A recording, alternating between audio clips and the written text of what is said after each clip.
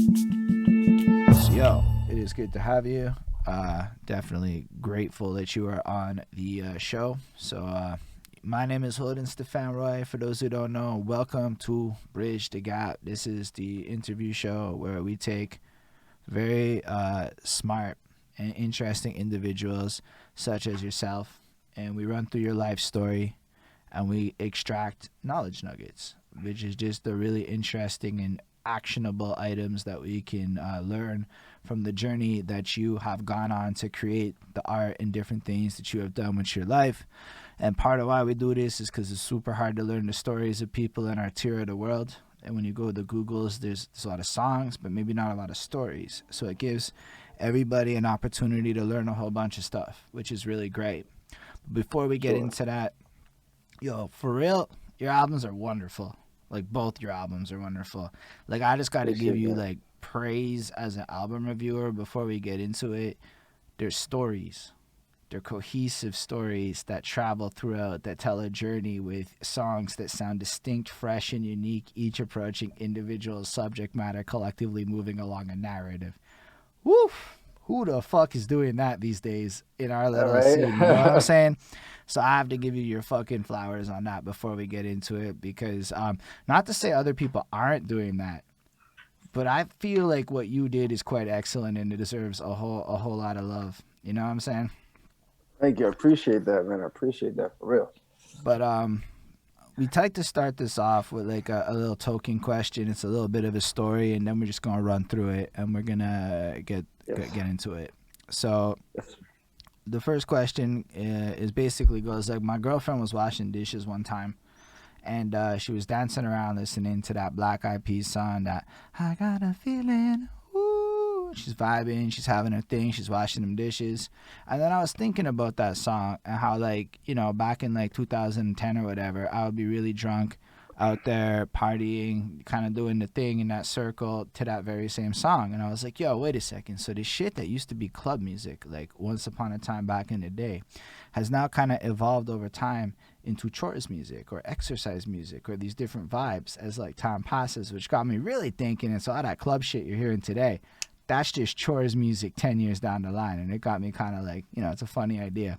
And then I rolled it all the way back for me and I realized, yo, when I was young, that shit was also happening in my home. And it got me thinking about our musical journeys. And so often we think when we're like, 10, 12, and we start getting into it, because that's what we think about the most about it. But really, our artistry, all of it. It starts like way before then. It starts like when we're super young, like 5 years old, whatever, arbitrary age.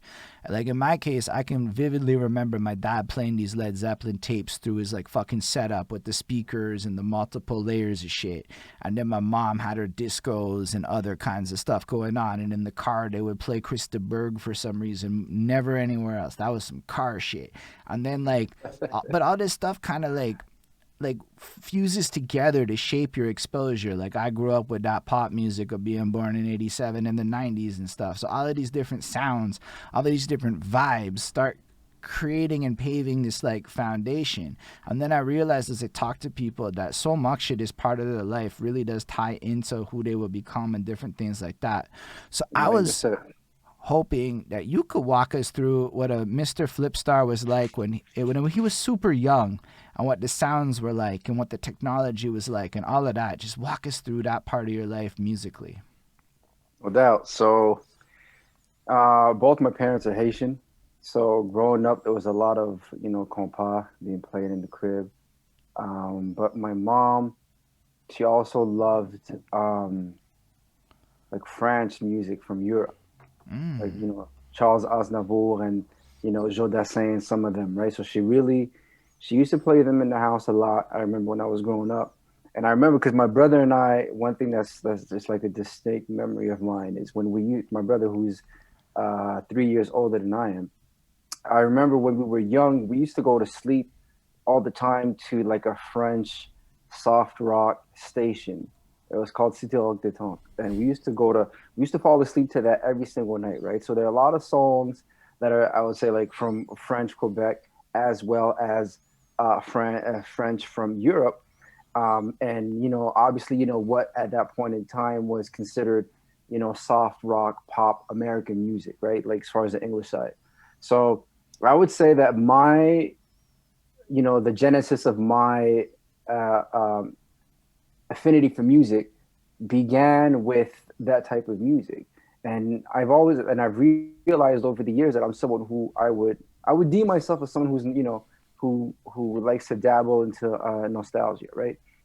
So I always like to go back, and then I would say maybe like around early 2000. That's when I No, we're really gonna get started. there after. We still gotta play in the. There's still No, no, other no, stuff though. no, no. But that's Okay, what I'm okay. saying. So like I'm gonna tie it together. So Alright. in the early 2000s, that's when I really started to I guess to do my researches, to really dig and Mm. find out artists of yesteryears, right? So that's when I really started getting into like Marvin Gaye, like some like I had an infatuation with like 70s R&B, things of that nature. So I really started going into that. So I think like these are all things that really sort of led me to have like my scope of what music is Nah, is trust. much We're wider, gonna go is into a much lot more broader. detail than that, my guy. We're not even done in your 5-year-old age yet. There's still more things to ask. Trust. We're For not, sure. because there's other All right, so elements to hip hop, right? There's other you're elements to right. the music tree.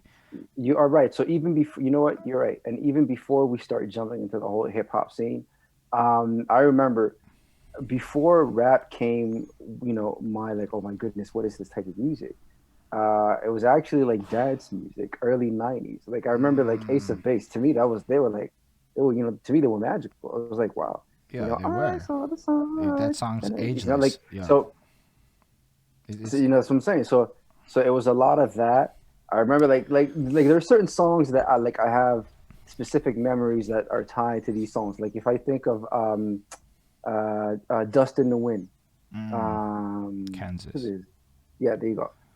Like there are certain songs, or like Spandau Ballad, True. There are so many songs, like even I would say pop in the UK. There's a lot of that too that I remember growing up. That to me was like fascinating sonically. So there's a lot of things that led to me getting to rap, because it took a while for me to actually get I into know, rap. man. Like Don't you worry. My whole thing is very chronological. So we're going to go through it yeah, all. And we still got to exactly. ask other questions about your 5-year-old era. Were you into the dancings back then? Were you a Yes, dancer? I felt yes, man. Damn, during the club days, my goodness. Yes, I used to be when I was. But that's the thing. I became a dancer when I was really introduced to rap, which was So, like mid so when you were '90s. like real young, still not a dancer. That, cause yo, some people is. Some people was telling me about full on childhood spectacles. So the truth is, you never fucking know what people are gonna tell you about these little moments as we go through it, and then you're gonna start remembering shit, and it's gonna be blessed. But were you into drawing and shit? Were you in? Yes, So like when you was yes. super young, were you like mad visuals? Hell yeah, man. In fact, I even took an arts class. Yo, that's cool. Tell I us about that. I used to like my mom. I think yeah, it was like a community center that was close to my elementary school. I remember my mom used to take me there because she knew that I loved to draw. And I remember two of my first drawings that I still remember clearly were, it was Link from the video game Zelda, and TMNT, the Teenage Mutant Ninja Turtles. I fucks with this heavy. I like your Yeah, like style. these were the two of the first drawings that I was actually proud of myself. Yeah. That's blessed. Sorry. So off the jump. But when you're like super young, are you also singing and shit, or are you just like consuming it? Nah, when I was young, it was strictly a matter of consumption. I That, never felt I never felt compelled to actually sing, to learn the songs. Like no, like I would learn the songs, but never like as part of mm, like me performing it. It was more like just for me to memorize. So if we're in the car, like I know what what lyrics are, so on and so forth. But never in terms of performance. Nah. that's interesting though. That's interesting because even if you think about what you said, there's the distinction of knowing a song to spit in the car when the time is right is even a vibe nobody's brought up yet on this interview. But it's a Yeah. real thing I think a lot of us did though. That's some big interesting to me. Yeah. Um, That's cool though, because right away, so you're able to draw and you're already consuming music, but you're already consuming a lot of different musics that, frankly, most people I've talked to have not consumed. But to be fair, I didn't grow up on the French side, so perhaps it was a different thing. But we did not ask a pivotal question that needs to be asked. Where are you born? Montreal, Canada. That's fresh. What part of Montreal are you from? I actually born and raised in Laval my entire life. So to me, Laval is really home for me. Mm, I was like I've lived in Montreal for a few years, but Laval is really where it's at for me. I respect that. We include Laval and Montreal for the sake Oh, of of course, it needs to of be course, done because it's of just fair course. enough. And Laval's blessed. That's cool though. All right, so you went to elementary school and then high school-ish or whatever kicks around, and you're already at this point researching nostalgic music. So at what point between being like a consumption, just learning tracks to sing, and like studying, does like your interest in music develop into something more? Do you remember like the first song you heard that was like, yo, what the fuck is this? I gots to know more. Shit. I actually believe that it was Wu Tang. Ooh. Yeah, I think it was the Wu. The Wu, because I remember it was a neighbor of mine who's actually from Miami, so he was staying with his family for the summer. Um, but he spoke French as well, right? Because he had like a lot of his family was French, but he lived in Miami and he came with the back then it was the cassette tape. So he Mm, had the 96 the 36 chambers cassette tape. okay. And I remember hearing that. But the funny thing is, this when I heard that to me, I was like, damn, man, this is I've never heard anything like this before in my life. But the first rap song, like the first rap album that I ever listened to was The Chronic. It was Dr. Dre in 1992. And that to me was revolutionary for me.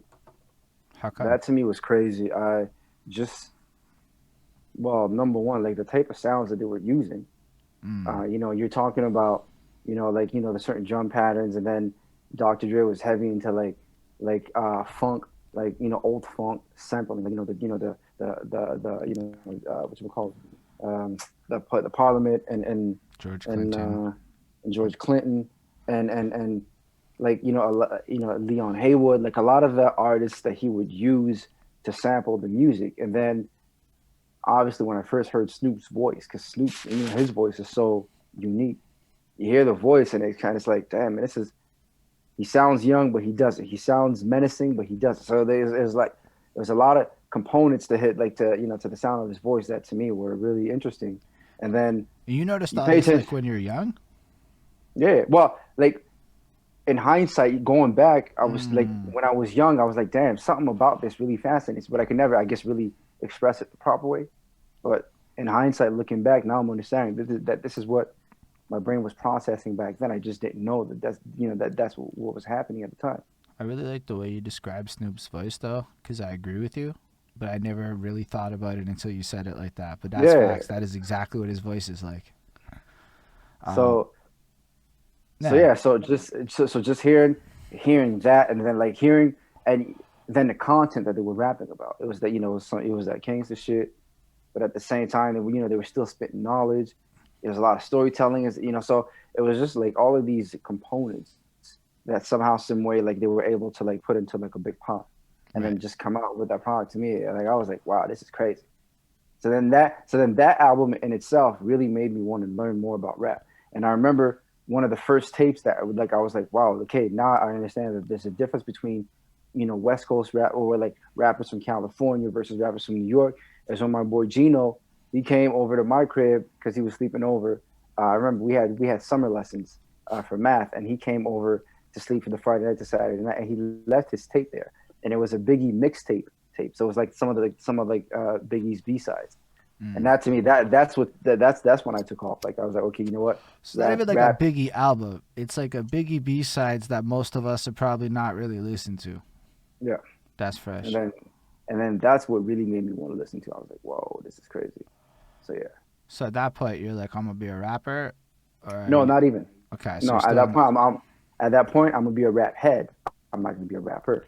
I like that. I like your like awareness with that. So you start studying Yeah, it up.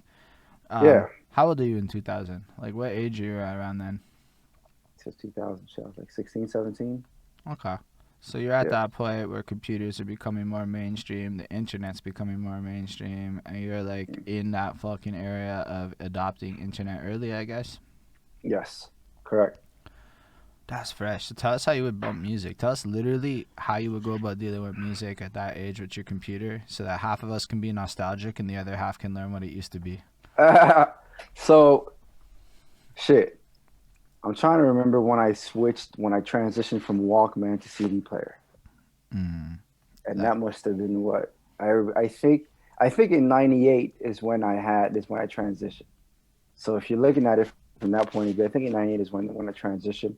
Because I remember. Well, you know what? Before jumping into the whole CD player, just having a Walkman. Like how you remember, like back then. I remember just to get some of the hip hop, we used to tape the radio. So yes. we used to put the cassette tape like in the radio, and like when we knew that like there was a DJ that would play like a rap set, we used to record it, and then we'd record it with the commercials as well. We record it with the radio tags on top of it, right? You know, the radio station, the tags. So this is how we would learn songs to the point where now, like, if there's certain songs that I listen to now that I used to listen to back then, and I remember the mix like by heart, and I remember that okay, at that point in the song, that's when the DJ would say DJ such and such from radio station such and such, right? So when I hear the songs now and I hear it without the tag, it feels weird to me because I was never used to that, right? Because I was so used to listening to the music that way. And I remember Mm. even with the cassette tapes when the cassette tapes would be ruined or there were certain parts of the tape that would be ruined. And when you put it in the Walkman and you play it, there are certain parts of the song that you wouldn't even remember because you know it would sound all marbled, it would sound choppy, and then it would go back to what it was. Like these are things that like I tell my daughter, like I have a daughter, and I tell her like she doesn't know anything about that. Like this is different for us, right? So so there was that. Yeah, I remember then when I switched to the CD player, and that's when it was different. Like you could, you know, Mm. as far as like skipping songs and fast forwarding, rewinding, and things of that nature. Yes. Like to me, that was like a new, that was like a damn man, this is mad convenient, right? Yeah, I remember So that. so yeah, so there was that. I remember doing that. This is how I would consume music for the most part. And then then when you start hanging out with your boys, and then when your boys has a car, forget it. You would make mix CDs because remember how you said when the internet came, and then you would make tapes on a CD like a mixtape so to speak. Let's say I would grab okay, I like this Tupac song, I like this Nas song, I like this Notorious B.I.G. song, Ice Cube, and then you put a play you make a playlist, and then you burn it on a CD. Gosh, man, I remember that. Yeah, I And I remember remember those like days. and and you would take it to you would take it to the car when you and your boys would step out, and then you'd be that guy because you'd be like, damn, you coming out with a dope music. You don't have to put in five, six, seven, different CDs just to hear the songs that we want. Now you got it all on a CD. So Fresh. No, I mean yeah, that I was was right there. I'm a couple years younger than you, so like I went through all this transition probably within years of when you did. So I can remember all of that. I can remember I was the guy who paid the other people the $5 to get those CDs made because we didn't have the computer yet, yeah. and I remember vividly going from not just tape to CD, but from CD to MP3 CD. Do you like Yeah. remember when all of a sudden you could have 180 songs on a single fucking disc? My brother David, he's the one who taught me how to do that. My brother David showed me, said, yo, he said, Phil, instead of having 12 to 16 songs, all depending, because it was like 80 minutes, 74, 80 minutes, there It were was seasons. 80 or So whichever he you got. said, Yeah, yeah. yeah, yeah, exactly. So he was saying, instead of having this, he said, look, how about we convert the songs into MP3s and just have all of them onto one CD? Like you said, I remember I had like 130, 140 songs onto, like, that was crazy, right? And I remember But yeah, getting I that remember that. shit for my birthday, like the MP3 CD player, which was able to read that disc. Oh my gosh, that's some fucking good times. Were you into the Napsters and that side of it, or were you legit with it? Napster, LimeWire. Shit, there was another one. I'm trying to remember which one. It Kazaa? was that. Well, Napster, yes, that too. But yeah, but Napster and LimeWire, those were the two main ones I remember. Yeah, Uh, that was yeah. honestly that was fun times. A lot of good memories acquiring music like But that. you know the funny thing. But you know the funny thing is though about these websites because there were a lot of mixtape songs that were hot that were not available on these, streaming sites, right? So I remember there was a guy. I remember his name. His name is Backwood, and I used to see him downtown all the time. Hold on, shit. You with Yeah, me? can you hear me? Yeah, we're good. Yeah. You were So sounding yeah. good while So it yeah. was So choppy. You okay? okay. So yeah. So there. Yeah, yeah. So there was a dude called Backwood. He used to sell mixtape CDs all the time. So I remember he used to have the Papoose, the early G units, the Dipsets, all that. I mean, he used to sell like $10 or $15 a piece. I remember I used to buy them all the time. And the Camrons, there's a lot of, especially like a lot of New York rappers that I discovered that way. Yeah, yeah, that's some good times, man. Yeah, the comments are That's reminiscing some a really good bit. times. We got somebody going, I was so mad at Metallica over Napster, and first streaming service I used was Groove Shark, Right? but it got shut down because it's illegal, and the creator committed suicide. And I'm like, oof, that's a big comment. But yeah, that's actually what happened sometime back then. Yeah. I remember Launch. I don't know if you remember Yahoo's Launch, but I vividly remember sitting in high school in computer class, and we had that 1 hour or whatever, and we would be on Yahoo's Launch watching music videos because it was like it was pre YouTube, and there was no other way to like get the music videos and shit. I don't know if you ever fuck with that one, but man, those are harder days than the fucking YouTube era. That's the truth of it. Do you remember what radio DJs you fucked with back in the day, like for hip hop, From you. like when you were younger? Because yeah, Shit. Hold on, give me a sec. Because the connection was a bit choppy just now. Hold on. All right, yeah, go ahead. yeah, Radio DJs. Do you mean local or? yeah, local ones from back in the day that you remember. Shit. Um, Godfather D. Um, I remember there's the Earthquake Sound Crew. They used to play. Well, they were more dance hall, but they used to play hip hop as well. It was Quite Sane. Star Q. Shit. I'm trying to remember who else. Silk. Like these are some of the DJs that I remember that used to play some of this music. Yeah. I'm just curious because, like, along the way, I realized when I started this, I didn't know who Don Smooth was. I didn't know anybody was, Right. right? So if the more people give me these names, it's more like piecing together the puzzle of the early parts of the scene because most of the people I talked to didn't grow up in a French household. So maybe you actually got Yeah. exposed to completely, I'm assuming it's a French household based on you said Haitian. I might be wrong. It might have been English. Yes. But Correct. um, yeah, so that's cool. I'm gonna look into some of those people after. So at what point do you like do? Oh, actually, in high school, are you doing poetry at that point? Did you like Yes. get into? So tell us about getting into poetry. So, all right. My first, my first language is French, right? My sister and I, we taught ourselves how to speak English, and our main teacher was television. So I remember it was The Simpsons, Fresh Prince, Ninja Turtles. Like these are things that really taught me how to learn the language. And I remember because on the TV, we could put the captions on, right? So when they would speak, the word, the captions would appear.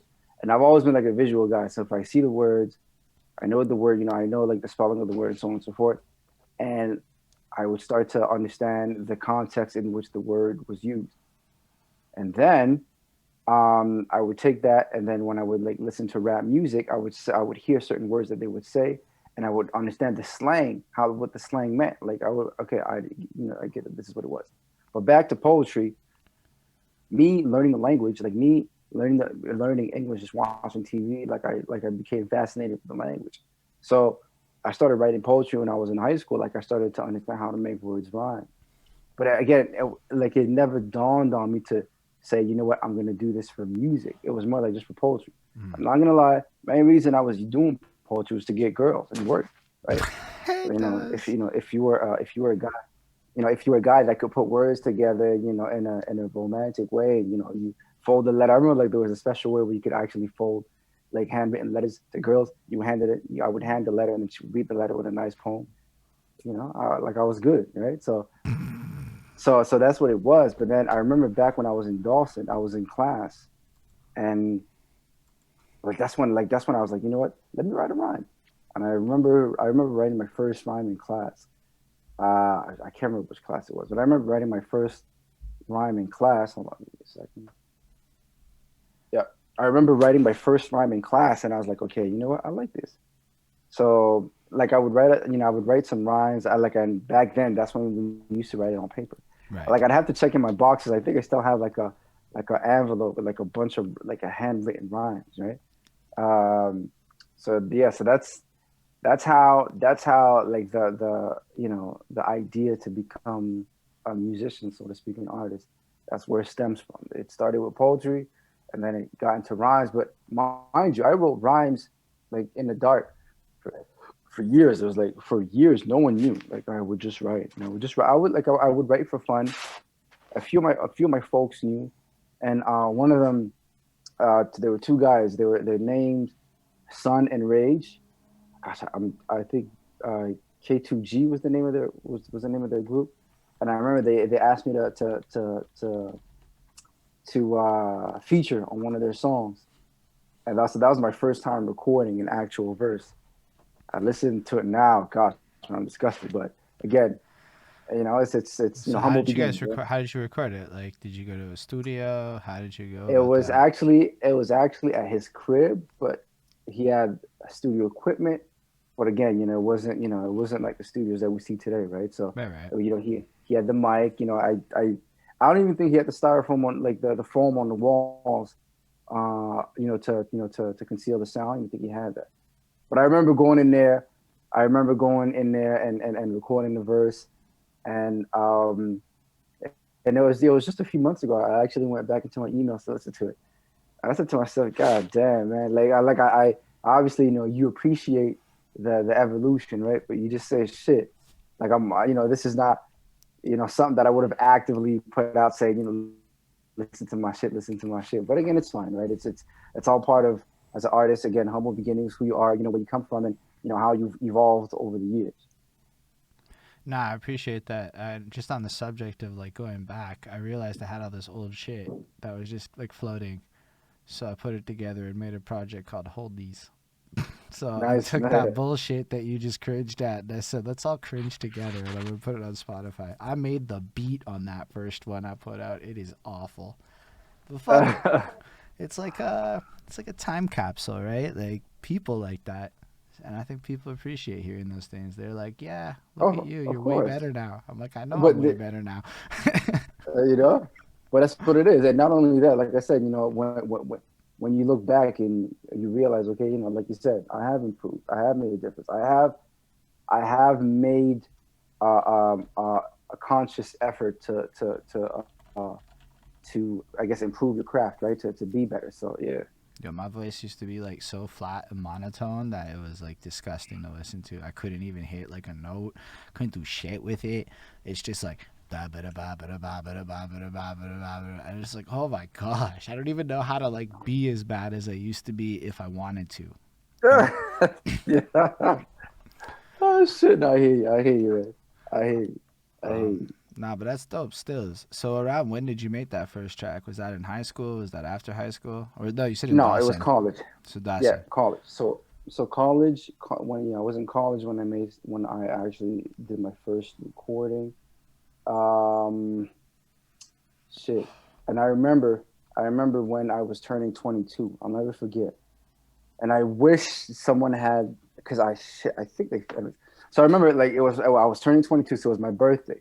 We did a barbecue at the house, had a bunch of friends come over and whatnot.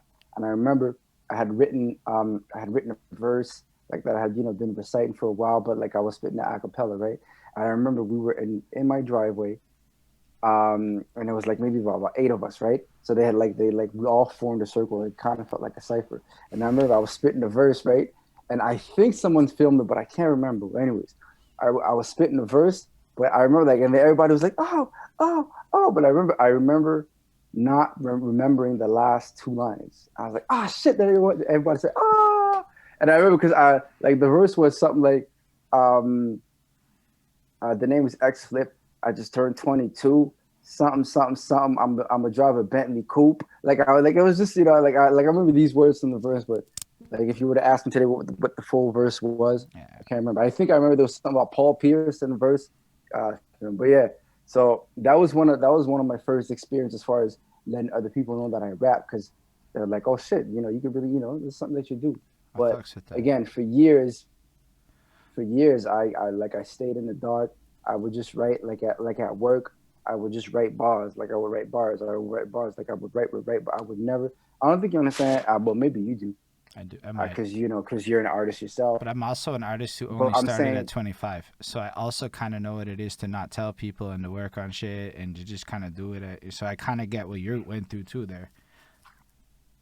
Yeah. yeah. But what I'm saying is the amount of rhymes, the amount of verses that I have Mm, that are just written there that I've never recorded. And some of yeah. them are like, dude, like this could actually stand the test of time. Like I have hundreds of unrecorded rhymes that no one has ever read, no one has ever heard. Like they're just sitting there. But I don't know too. I kind of feel like my writing techniques are different now from what it was before. That's the So I shit don't know. that you Like put out as a poetry book and make bank on, my guy. I'm telling you. It's perfect. yeah, yeah, Do you mind answering a question straight from the chat? yeah. Of course, of course. So Political Panda would like to know, what did you go to college for? Shit. I went to Dawson. I was in cinema and communication. Oh, that's blessed. So yeah, so this is what I actually went into, and then once I graduated from Dawson, I went to Concordia.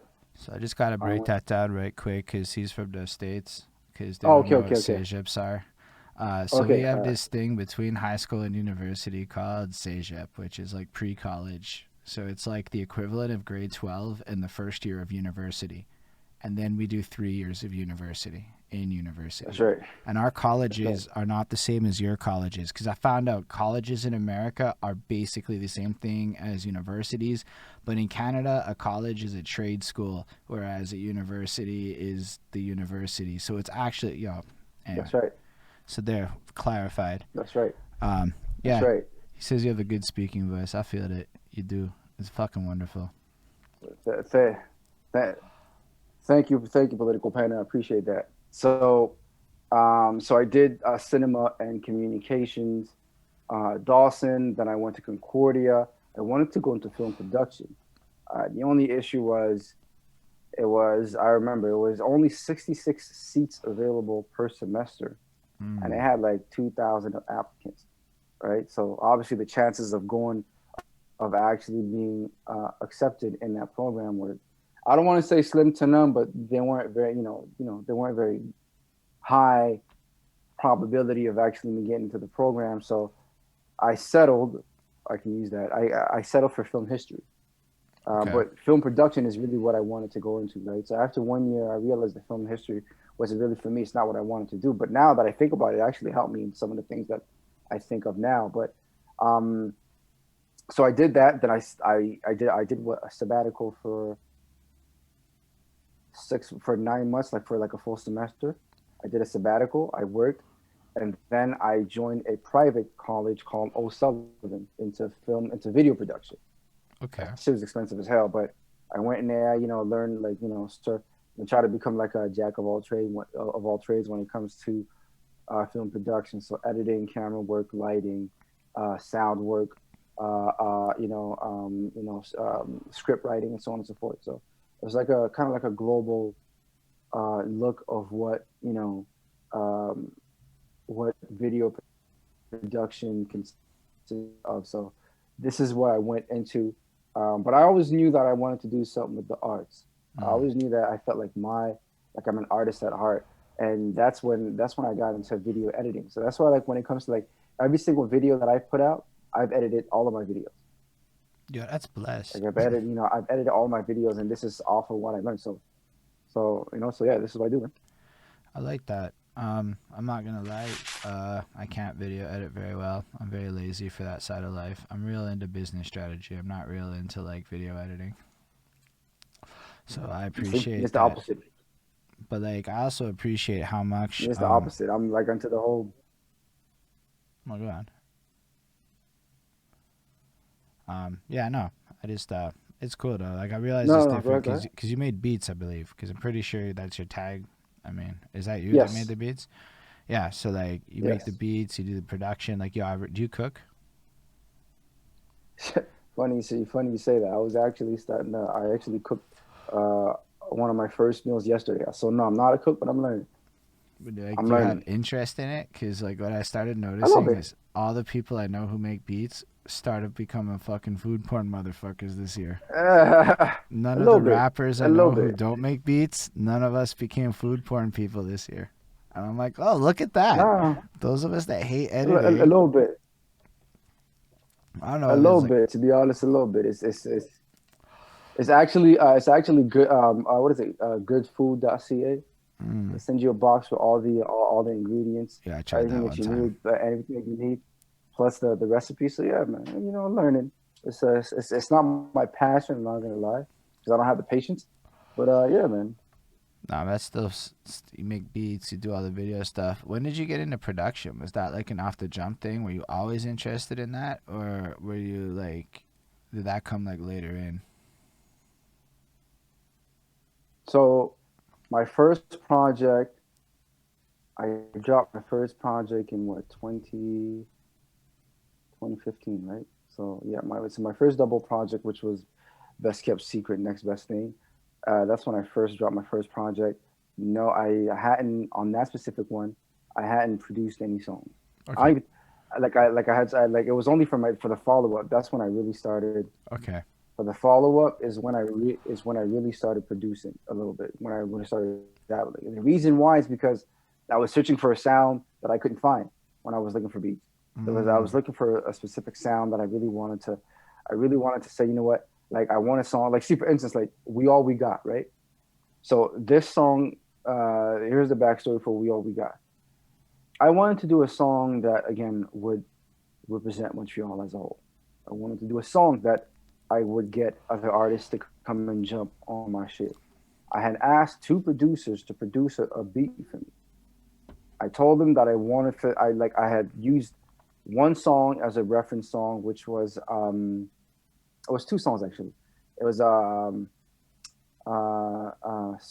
gosh, Tom's Diner, Susan. yeah, yeah. I can't remember. Like that one.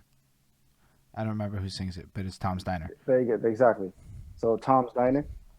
Yeah, so Susan, I can't remember her last name, but yeah. So there was her, and there was the drum pattern on Soul to Soul, Keep on Moving. So it's do do do do do do do do do do. Like this is a drum pattern that was notorious in like UK pop, like it from 1989 to like 1992. It was a drum pattern that was commonly used for like some of the greatest UK pop songs, right?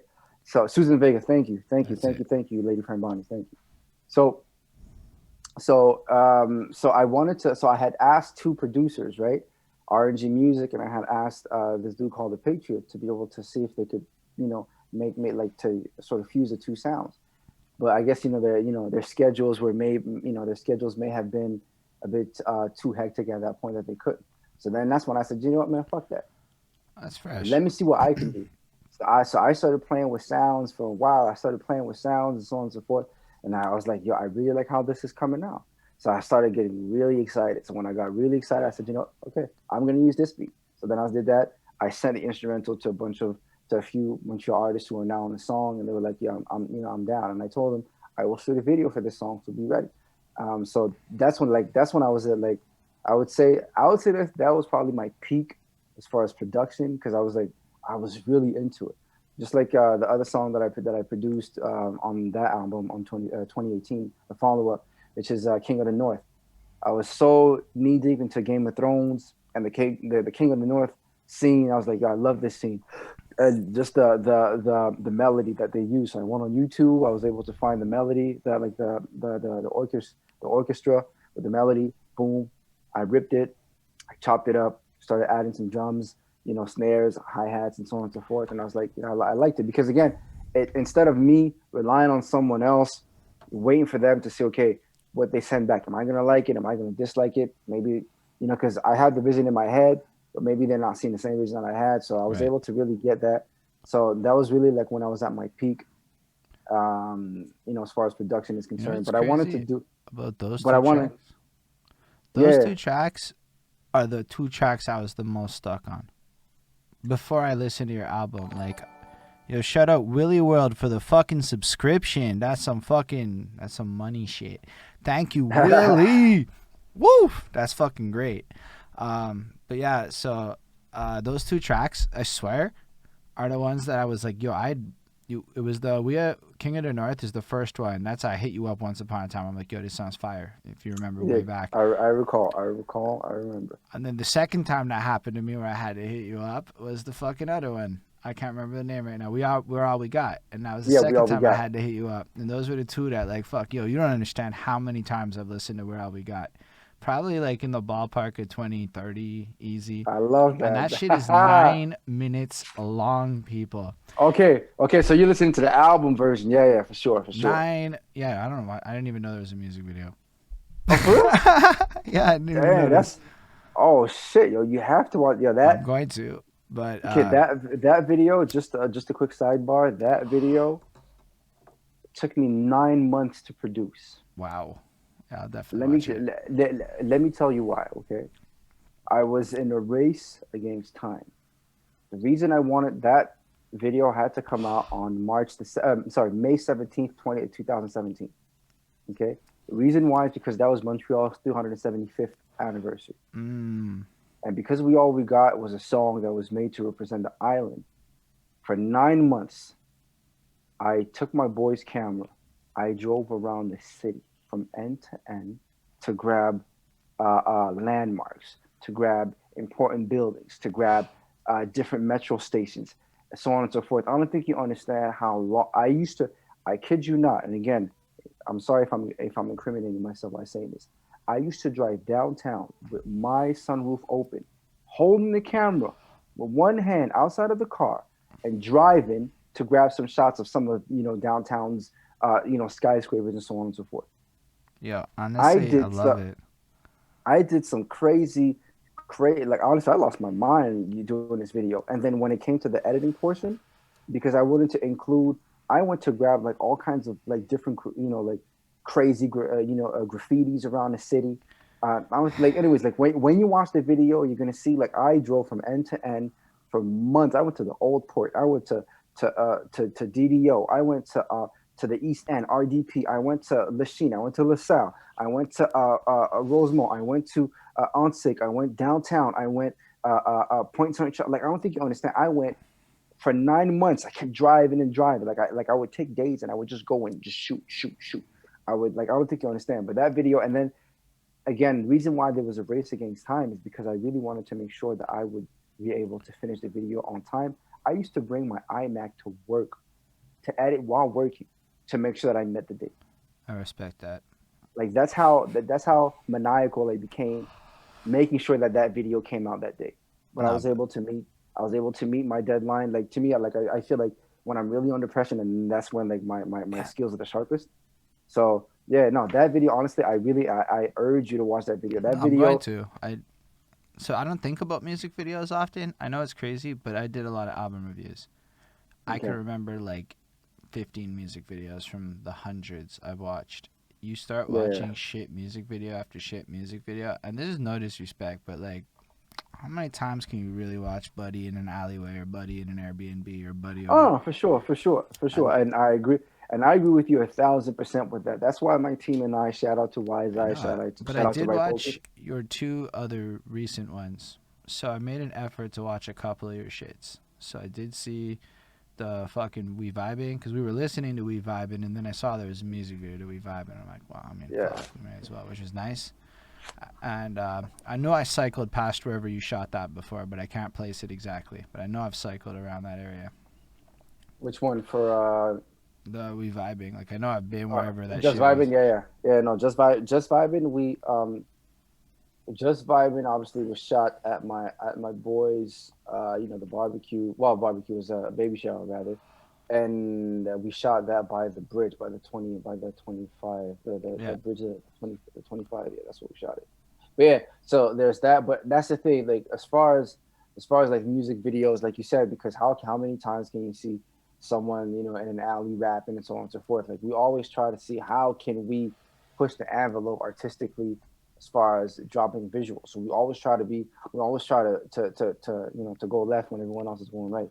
And I so feel that's that. you know because like you said, I never just want to put a video out just for the sake of putting a video But out. even like that other video where it is a lot of scenic stuff, it's happy, positive barbecue vibes. Like, you know what? It just made me happy watching the video earlier because I was, it just made me happy. So I'm like, you Well, accomplished a see, goal with that. see, and I'm glad, and I'm glad that I was able to, you know, elicit that type of, you know, reaction, that type of feeling out of you just off of watching it. Because again, just vibing, I really wanted to get like a different atmosphere, like a different tone. It's again, we, you know, we just try to do things different. Like one of my favorite videos as well that I did was November 30th, 1994. I'm not sure if you ever seen that. Well, I think you have. I'm not sure. Is this a Tupac The, one? that's right. Then yes, I have seen that. I forgot about it, Okay. but I have seen Yeah. it. Yeah, that song is blessed. Thank you, man. Thank you, man. See that one, man. I really wanted to do something different. Just the just the to me, I felt like I was just the concept alone. Like that to me, that was enough. But I really wanted to put visuals to it, and that's another video. That video, I did the whole thing in 10 days, from recording, like from writing to recording to editing the video. I did the whole thing in about 10 to 12 days, and that too, man, that was because obviously it had to come out on November 30th, right? So that was a serious race against time, man. That I lost so much sleep. Like it got to a point like where I got Tupac out because all I was doing was just researching videos of Tupac footage, so on and so forth. And I was just I was so, you know, like when you're so like you're knee deep into like a specific subject that like it consumes you. Yes. I had to distance myself from all of it once the video released because it was too much. Like that's how like this sometimes like when I get into certain projects, yeah, I become, you know, maniacal. I become overly So intense here's the that it's thing like though.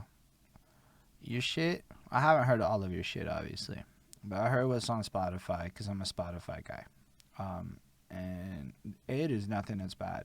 As in, all of them are good, which is really exceptional. Like your albums are in my modern classic range of shit. I'm not gassing you up. I think it's like really ridiculously well made stuff.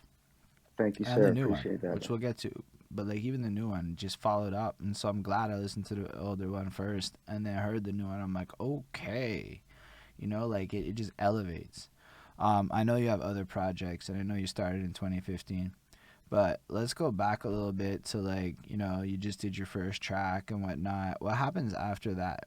What's going on in your life? Are you part of the scene, going to shows, or are you just kind of doing your thing?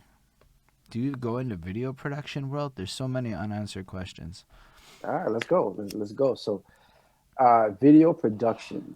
Did I go into editing? I remember I had an internship. It was and I remember the internship was right after I finished that 1 year at the private college at O'Sullivan, where I edited for like it was like a local news show in Laval. It was a girl that I knew. Her dad, like he had like a TV station, like a small TV station in Laval. And so she's, you know, she said, well, look, if you want, you can come and, you know, you can come and edit some of our pieces. I said, okay, no problem. So I came in there, I did that. But to be honest, after that, for years, I didn't touch anything as far as video editing. I had a child. So when I had a child, I kind of took I don't want to my focus away, but my priorities became different, right? Yeah. So, you know, I stopped doing that. And same thing with writing. I would write even when, you know, when I had a child, I would write, but I wouldn't really record. Then one of my boys who produces beats, he had access to a studio, so he said, "Yo, just come through." So I remember I used to go in there sometimes, record, record little verses here and there. One of my shit, man. One of my first videos. It's terrible, but one of my first videos that I recorded, like I'm like it's just like a collage of images, and it was feeling it over Jay-Z's "Feeling It" instrumental with my man Jay Cash, and I recorded that. You know, we recorded it in the studio, but then like you see it now, like it's recorded, but like my voice is raw. It's not even mixed. So it's again things that I didn't really understand back then that I understand now, the importance. But there was that, and again, as far as like if I was on the scene, whether it be video, whether it be music, not really. Until shout out to the sovereign music movement, they Mm. knew that that I would write. They knew that I would write music and so on and so forth. And they used to hold, well, they still, I believe they still do, obviously pre-pandemic. They used to hold shows, The like Big Bang Montreal or different shows. there you go. Yo, I'm at Big And Bang Montreal is huge for me, my guy. It's such a pivotal yeah, moment in my life. oh, likewise, trust me. So and that's family to me. That's family, right? So they used to say, why don't you come through? I remember one time I came through and I performed. I performed one song which was it ain't hard, like it was over Nas. It ain't hard to tell. And I remember I Mm. performed it in front of a crowd, like it was a big crowd, and that crowd really took me in. I was like, oh, I like the feeling. I remember like it ain't hard to tell. I excel, then prevail. Shit. Some whack MCs I derail. All to the side, I call off your demise. Mercenary of human descent without a surprise. Like I remember like it was good bars. And I remember I went in there and I went in there and yeah, man, it was like the reception that I got from the crowd was live. Like I was like, okay, I like this feeling. I Yeah. really like this feeling. So I remember that feeling, and that's when I said, you know what? One life to live. That's it. I'm gonna make it. I'm gonna make a project. Yo, I'm gonna shut up. now. I'm gonna devote myself to writing and actually recording songs. That's crazy, man. Yo, Don Smooth is in the house, so shout out Don Smooth. Yo, It's always Don legend Smooth, time. what's happening? Yo, Don Smooth is that's my guy, man. Yo, Don Smooth. Like I've gone to his radio station. Actually, yo, he's in the video. Like yo, he has a fresh. cameo in the video. That's So amazing. yeah, no, Don Smooth he's been nothing but helpful. I've gone to like he's allowed me to go on his radio station a couple of times to promote my album. He's played my songs on and on. Like that's my guy. Man. That's as we go way back. That's my guy, man. But yeah, no, it was yeah, man. I used to like off of that first time when I performed in front of a crowd for the first time. I was like, I like how this feels. Yeah, man. That's when I said, you know what, go full throttle. So that's when I really started writing. That's when I said, you know what, I'm gonna make a project. That's when I started developing the concept from my first double Mm. mixtape. Yeah, that was dope, man. Shit, We're good definitely times, gonna have man. to go Good more times, into man. that. But I do want to shout out the sovereign music movement. They're fucking blessed as fuck in terms of that. I mean, I Oh, don't think always, always. yeah, I don't know if Big Bag Montreal. I know it went from like every week to like one time I showed up with my boy and I didn't know, I didn't check ahead of time and it wasn't happening on the Wednesday and I'm like, oh shit. And my dude had come from work and everything. But yeah, man, honestly, they're fucking. It was cool people. I reviewed a few of their albums and shit, so I fucks with them. But again, I didn't really know them like that. I know Logic's, Kana, and Odd Man Black because of Big Bang Montreal, and really that's it. I didn't know any of these people. You gotta understand, like. I don't know anybody before I really get into this interview quest. I didn't even know Don Smooth until I got into this interview quest. And then Preach and Kobe is like, you don't know Don Smooth? And I'm like, Yeah, no, no, I that's do not boy, know Don Smooth. the voice of the city. That's the voice of the city. Yeah. But then Don Smooth was so gracious, and on February 1st was our guest and gave us a 3-hour interview. So I got a lot to know about Don Smooth, and I can't get his voice out of my head now. Well, Yeah, no, that's the Holden, guy. and he like flipped shit on me, and I'm like, yo, Don Smooth is serious. That was so fun. It was a fun time. So now I know I need to know more. I watch him now. I like try to like peep his stuff. He's on Twitch. Everybody should go follow Don Yeah. Smooth.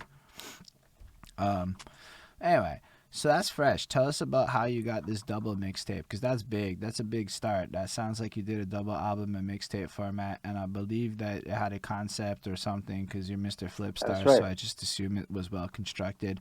Of So course. why don't you tell us all about the journey of creating that project? Yeah, no doubt. So best kept secret, next best thing, right? So best kept secret. It was 13 songs. These were all industry beats. So Nas, Mobb Deep, Jay Z, J Cole, Kendrick. Shit, who else I got on there? Um, so yeah, like it was a lot of them. So it was a lot of like beats from from rap artists that I would do my own version on. Souls of Mischief. Woo. Yeah, that's the first one. That's the first song that, like, if someone actually listens, goes to, all right, let me go to the beginning of Mr. Flipstar. The first song that they'll hear is it's the verse that I did on Souls of Mischief. Lyrical warlock, flip out lock MCs like a door lock. And it's like, it was dope. So there was that. That was my first project. And then the second CD was called Next Best Thing, and these were all MTL producers. So and That's smart as and fuck, my guy. yeah, man, and one of the guys from there, um, who he produced, I think it was 13 songs on both albums. He produced, I think, 6 or 7 songs or 8 songs. I don't know. He produced a lot of songs on the album. That's my guy, Old Scope the Boy Wonder. Old Scope the Boy Wonder is so instrumental to Mr. Flipstar being who he is today, because again, he's a producer from Montreal. Well, he's originally from France, but he lives in Montreal now, and he has, like, he's always been on my side. He actually has on every album that I've dropped, he like at least one beat of his is on there, right? So he produced a lot. Like, it was like, it's crazy how, like, me and him, like I always kind of viewed him and me as like Drake and 40, right? Like, Guru, like, Guru with Premier, like, so to speak, right? Like that was my guy. Like, that's still my guy to this day. But so the concept was best kept secret, next best thing, and then it were both were 13 songs. It was 26 songs in total, because I'm born on June 26th and my daughter's born on October 26th. So 26 is a number that's important for, it's really important to me, right? So that was the goal. The goal is really, like, it's half as of it is, I guess, it's, you consider like a mixtape, just me rapping on, beats that people are, familiar with, and then boom, Montreal artists, the Montreal producers, and then I'm rapping over they shit, and so on and so forth, trying to make it my own, right? So yeah, no, like that, it was a fun time. It was a lot of self discovery for me, as far as what type of artist do I want to be, what type of, like, in what lane of hip hop and what subgenre of hip hop do I want to, I guess, house myself moving forward. So to me, like, it was a learning experience as far as discovering who I am artistically. It was fun. It was fun because, like, sometimes I go back and I listen to it, like, back to back, just for the sake of it, just to know again. I'm trying to listen to it from the ears of an artist, and also from the ears of, I guess, just, someone who just purchased the album, someone who's just, listening to the project. It was fun. It was just You're fun, the man. second person that I've talked to recently, the other being Serenity, who pointed out the importance of listening to your own music as a fan. And that's something I actually forgot about along my own journey. So I think it's really fucking cool that, like, you brought that up as, like, considering the level of artistry you bring to the table. And I wonder how important that is for a lot of us to just sit there and consume our own music without the lens of creating it. Just But to it's be hard. But that's and that it's a skill that takes time. It's, again, because, it's you listen to your own music. It's you go in there with, I call it the third ear, right? So your third ear, which is the ear of an artist, right. you hear everything from a different scope. Whereas sometimes, again, I really try to disassociate myself from that third ear, so that I can listen to this from the point of view of an actual consumer, right? Well, yeah. Uh, I like that because I do think it's a skill, actually, the more that you say it, but it's also just a skill that I think people need to know about. Because I don't know that if we can't identify these things, then people can't necessarily improve them. And it's not often a thing that's come up. So it was noteworthy for me to point it out because it's not something that came up until very recently. Or maybe I didn't notice it before because I was just in my head or something. Either way, if I didn't notice it, other people didn't notice it. So that's what For the sure, for knowledge sure. nuggets is about. Um, but yeah, as Ismail asked, are you good at freestyling? To be honest, okay, Ismail. To be honest, am I good at freestyling? No, I'm gonna be honest.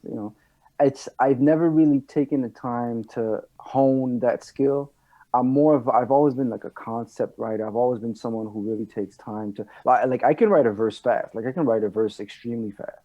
But freestyling, I've always admired the art. to freestyle off the dome is, to me, it's like that's a special skill set, Yeah. especially if you're able to compose something that's coherent, like as you go on the fly. It's crazy. Like, if I would have tried, like I can try now, quickly. Shit. All right, hold on. Steve and Holden, I'm on your show now. Time for me to get my voice loud. These beats I'm folding in half, so come and do the math. I'll spoof your raps. Shit. Yeah, You it's know, great. see what I'm saying? Like, it's something like, I could do something like that, but I can't, like, like really something like that I can do. No, not really. Like something that I really have to Yeah, practice. I man. just You're haven't. acting like that was bad, and I'm gonna have to disagree with you. That was pretty solid. Not even Thanks, gonna lie man. to you. I felt the flow, the structure. You can feel the spoken wordness of it. So you just Yeah. playing it that shit. Nah, it's fire. Nah, I mean, I totally. Oof, the wind opened my door. I don't know if the wind is bad by you, but like, but yeah, no. Freestyling's fucking a complicated thing. I got the better at thinking fast because of podcasting, but that Hmm. helped me freestyle better. I'm not gonna lie. The podcasting helped me go off the dome and keep my shit going. Is it dope? No. But can I? So I'm really bad with puns and word plays, but I can give a fucking tech support lecture through bars like you wouldn't believe. So actually, speaking of freestyle, yo, shout out to Urban Logics, man. He is Mm. he is stupid with it. Every time that he freestyles, I look at him like, it's, shout out to him, man. Honestly, he's Nice. really. And he also does good with the music. So he Oh no, for recently, sure, for, cause for he sure. But I've seen him freestyle so many times. Like, to me, like on the island, I've never seen anyone freestyle on the island the way that he does. But that's just me. nah, he's good. It's There are sick. a couple I've seen that would contend, but like to say which is my favorite is super hard. Like that monkey guy. I don't know if you've ever seen him freestyle, but that guy's he's on the Fin de Faible right now, which is airing I think like right now. So shout out Quebec for having a hip hop show airing on TV like today. That's fucking blessed. So that anyway, but I've seen a few of them on the French side more, and but like Basics is like not Basics. Yeah, he's on the show tonight. That's why I got confused. But Logix is definitely one of the top. At least I've seen in English do it, no problems. Like Yeah, no, no, he's sick. He's nuts, nuts. that's fresh though. So how long did it take you to make your double album, double mixtape? 20 14 months. That's 14 serious. months. The entire 2014. So late 20. I started late. I started recording late 2013. The entirety of 2014, and then it dropped 2015 in January 29th. Yeah, January 20. Yeah, that's That's took, just yeah, sick. 14 months. So again, 26 songs. Yeah, no, it was fun, man. It was fun. Where'd you That was record it? fun. That was fun. Honestly, Make Way Studio. Everything that I have recorded, every album, every mixtape, everything's been recorded at Make Way Studio. I've dealt with the same sound engineer for every single project that I have publicly put out. The same engineer. Shout out to Hugo for sure. Shout out to Shout out to Buds as well for sure. Shout out Hugo. He made the Bridge the Gap logo, so shout out Hugo. Oh, for real? Hi, that's what's Yeah, up. it's That's what's facts. up. Travis Brandt was like Hugo's a great designer, so I hit him up. It's true. It's true. He is a designer for sure. He is. So and then I paid him, and he delivered. Well, he delivered, and then I paid him. I think usually that's how it works. Either way, I like his design. I'm quite happy with it, and I guess he was quite happy. I paid on time, so we haven't really spoke Yeah. again. Because I haven't needed anything else again. But Yeah. I've never heard a single person say a bad thing about that guy ever in my life. No, man, Hugo, man, Hugo's good, man. It's obviously, over the years we've developed the chemistry. Mm, So even now, like when I record, obviously, as far as mixing my voice, he knows the sound of my voice thoroughly. And even now, like, because he knows that I'm deep into like vocal effects. right. Sometimes he'll place the effect even before I say it, because he kind of knows. Okay, I know you left a space here, like a 2 second slot here. I think this is what you want. Sometimes like, even before I say it, he'll just apply Mm. the effect. I'm like, okay, so you knew I was going. Yeah, no, yo, Hugo's my guy, man, Yeah, shout outs to Hugo. Shout outs to Makeway and Buds and all them. for Yo, sure. Buds is doing a lot. I got a lot of respect for Yeah, that. And he's working with no, the no doubt. youths. So shout out to people willing to put on with the youths. That's a big thing for me. I don't want to give flowers Thousand, to anybody willing to do that. thousand Um, percent. nah, but for real. So you basically pop that off, and then what happened? Do you doing videos at this time for this project? Yeah. So for that video, for that album, that double project, actually, the first joint that I put out was Mad Rap City. So that's the first video that people were really like, okay, this is a rapper from Montreal. So that was off of the first tape, which was Best Kept Secret, and that was off Kendrick's Mad Rap City beat. Mm. So yeah, that was lyrical execution. That was one of the I love that verse, man. So that was the first video that I put out. Again, remember how when you said the whole thing about how many videos can you see someone in the alley? Like that was it. But again, that was before I really started, my team and I really started going into like developing specific concepts of videos. That was really just a video just to say, hey, I'm a rap artist in Montreal. Boom. I got bars, I got lyrics. Let's go. So that was the first video that I put out. I put that one out, and then I put a video out for gas prices. That was a concept video. That was my first concept video. Gas prices, which is a song. It's an analogy for relationships because the hook goes, um, "Stop walking around like your ass priceless. You make my emotions go up and down like gas prices, right? Because you know how like gas prices, the Yeah. prices keep going up and down, so on and so forth. So that was the idea behind it. So we developed the whole story. The video's on YouTube. I invite all of you guys to watch it again. It's called Mr. You know what I'm FlipStar gonna Gas do? I'm Prices. gonna go right now while we have some people here. I'm gonna link your channel, and everybody's gonna go give a little Well, subscribe, Zipu.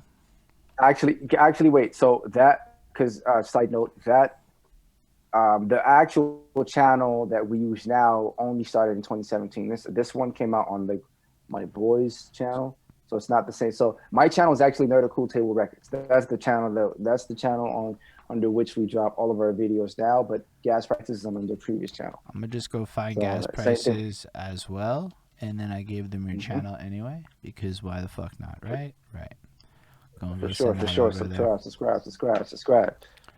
And there's But the yeah, so video. so so yeah, so gas prices, yeah, man, gas prices. That was a concept video. It took us a while to shoot that video as well, but it's like, and that song is, it's fairly long, it's 6 minutes, but again, it's like a mini movie, right? I, So I want you to do. that was really fun. You want you to do something that you might not get asked a lot to do, but for the sake of those of us that make trash videos, um, how do you make a good video? Like, how do you, Mr. Flipstar, go through the process of making a good video? I mean, I'm bad at videos. I'm personally curious. Well, number one, having a great team at your side is important. So again, shout out to Wise Eyes, shout out to Right Focus. These are my guys. To me, everything starts with the song, obviously. So when you record a song, and I can't remember which artist I heard say that. Actually, no, I remember.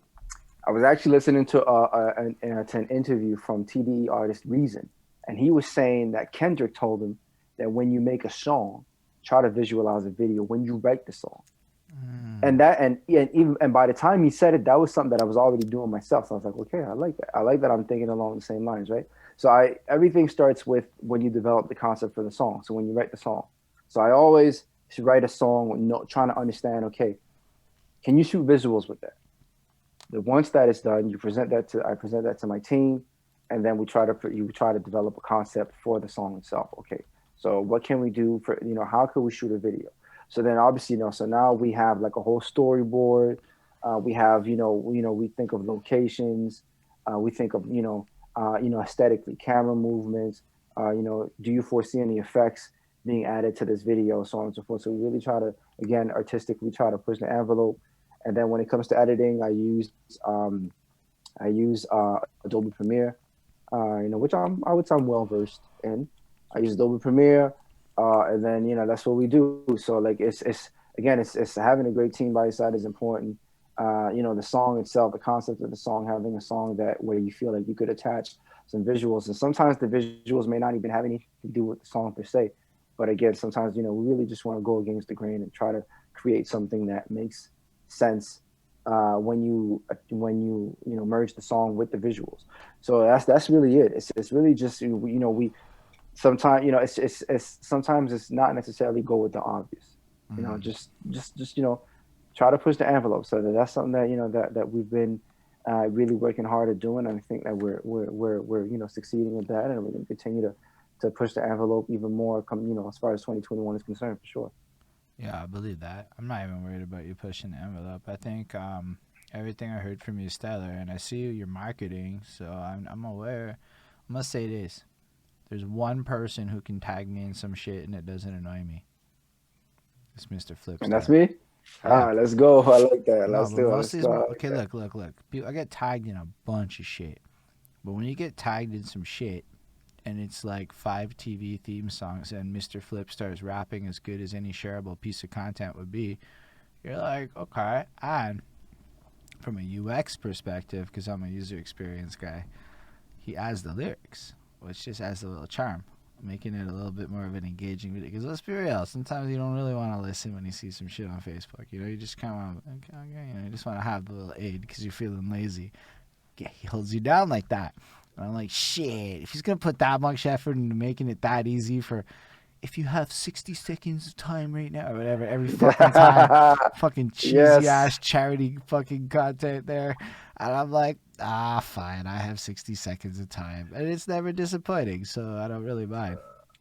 I appreciate that, man. Speaking of which, man, I actually dropped a new freestyle series today for the month of March. So the whole this will only take 60 seconds of your precious time. Every Monday of March on my Instagram, on my Facebook, I'll drop a verse, and again, like I always have a concept. So this is a bit left field for me because I'm actually using dance hall Mm, instrumentals because okay. I would always use rap beats. I would always use sometimes I've done New Jack Swing. I've done New Jack Swing. I've done rap beats. I've done what do you call that? Anyways, like I've had a gazillion themes, right? But now it's dance hall. So I actually use dance hall rhythms again, which is very different for me. But I really wanted to, like I said, I like to keep the skills sharp. So yeah, man, that's what I did. And I just saw the political panda, that line, you got to worry about the Judas in your crew felt that. I appreciate that, man. Yeah, man. I really try my best to inject a lot of reality into what I rap, right? So for sure, appreciate Yeah, that. there were a lot of bars that resonate. A lot of things you said that I were like, not Flipstars on that real. No, what it is like sometimes you listen to people in this city, and this is one of those like no shade comments, but it is what it is. But I'm like, that's not where I live. It's just not where I live. Like, if I've like I said this to, I was talking to Action Man, and I said, I've never felt danger one time in my life at any hour of the day at any part of the city. And he looked at me like, what? And I'm like, dude, look at me. So when y'all like describe certain scenarios, I'm like, are we living in the same place?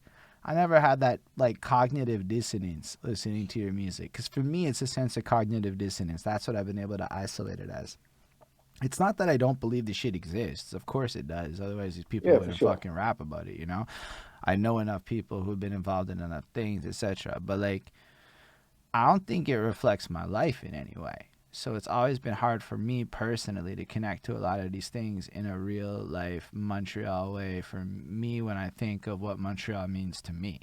And I understand the subjective nature of everything I say. But when I listened to your music, I was like, nah, it is what it is. I feel like there's elements of a lot of things, but you don't shy away from like issues of like coming from the other sides of life either. Like the song about the cops is fucking serious. Appeal, yeah, for sure. Or like the fact is, but you're also like, nah, I'm not that. I'm this, and I'm not afraid to be unapologetically myself. And I Oh, think thousand that percent. is the 100% beauty of your brand that attracted me to you off the fucking jump. It's almost like Will Smithy. Yeah. Well, and that the way I've always seen it is I would never want to make a caricature of myself, right? I don't want to. I don't want to portray something that I'm not. I don't want to feel like I have to act a role when I get behind the mic, right? So that's why I've always been, you know what, if I'm gonna rap, I'm gonna rap about real shit. I'm gonna rap about real life situations. I'm gonna rap about things that I guess the common man slash woman can relate to, right? Mm, Like I said, I was fortunate enough not to grow, up, in a dangerous neighborhood around violence and so on and so forth. So you're not gonna see me rap about that, right? If I rap about it, it's because I create a story, and I will let you know. Like I'll let it, I'll make it known from the jump that hey, this is a story. This is me getting to my storytelling bag. But mm, if not, like I'll just rhyme about. I'll write, I'll rap about things that are again, things that I have seen, that I have experienced, things that, like I said, if I haven't experienced it, but I kind of feel like a lot of people have, then I'll create a story around it. But again, that's just me. And again, like you said, this is absolutely no shade on people that rap about that, because again, who knows? nah, Maybe this is how they grew up for real. And again, I no do it. knock on you. And if this is what you want to rap about, by all means, be comfortable in who you are, and the messages that you're looking to convey. Be who you are. That's who you are. It's just not who I am. So that's why I really try to push a different envelope. So that's why, like, when my man and I came with the idea of Nerd Cool Table Records, coolest nerd and so on and so forth, is because again, I want to project a different type of imagery, but at the same time, like, I want to do it in a way, as far as putting bars, where people know that okay, he's a lyricist. Like, he's not just bubblegum type of rapper. No, I'm a, like I can get busy. Like, if you want me to put the pen down and really start writing, yes, I can. I know I've worked so hard on crafting and sharpening my penmanship that I feel confident enough in what I'm able to deliver.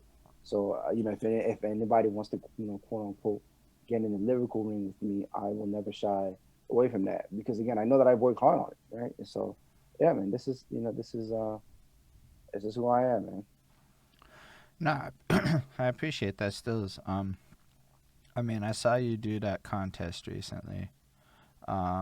Where and just before we go on, I just want to say abundantly clear. I still fucks with a lot of people's music that is completely street shit. That is totally Oh, legit shit in a Montreal, mi- a million including that percent. new Action Man. Like, just to like say, I still fucks with it. I just know that me and a lot of people I know have never like empathized with it. So maybe my whole feelings is, yo, I'm a fan of your shit, and that's what it is. Can't help it. Yeah, It's just blessed yeah, shit. no, for sure, for sure, for sure. But I also think it's bigger than that, because I think you are trying to like both keep it real, but apply the not to appeal to the common denominator in a relatable way.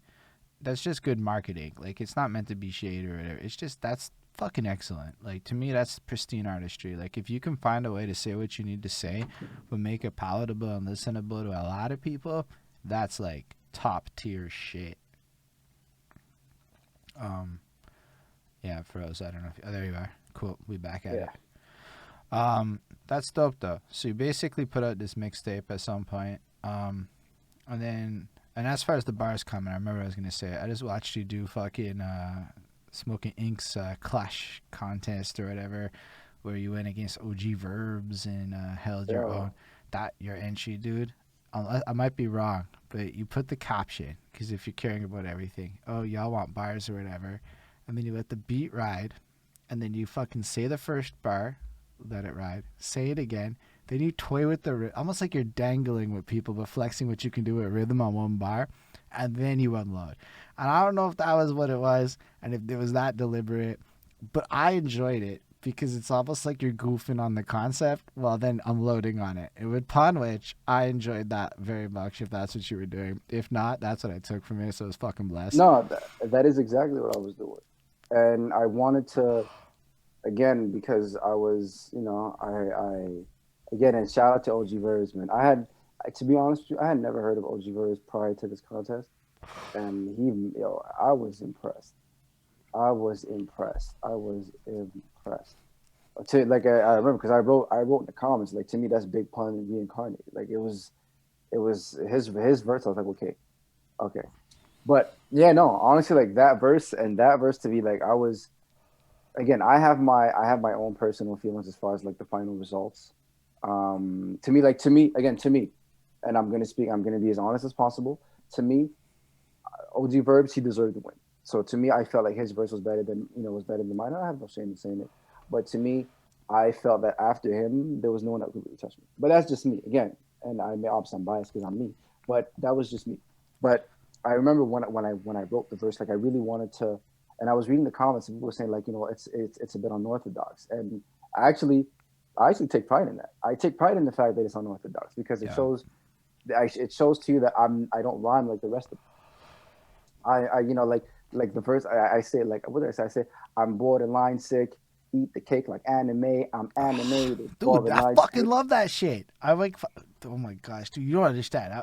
No offense, OG Verbs, you crushed it in my contest, No, and no, you. he did, No, he but did. he's in my contest right now, and if you haven't heard his entry in my contest, it is fucking possibly the best thing I heard from OG Verbs. I was like, okay, you're coming for it, because he's kind of like he didn't win my first two, he came in second like twice, so Mhm. he's like, nah, he's hungry, and he brought that level to it, and I'm like, okay, haven't judged No, that he's shit yet. nuts. He's nuts. He's But nuts. I like just more in that contest. Nah, I was like, and again, maybe it's just because I'm looking for those things. But when you said that eating cake anime bar, I'm animated. I'm like, no, right, because they eat those fucking cakes in all the animes.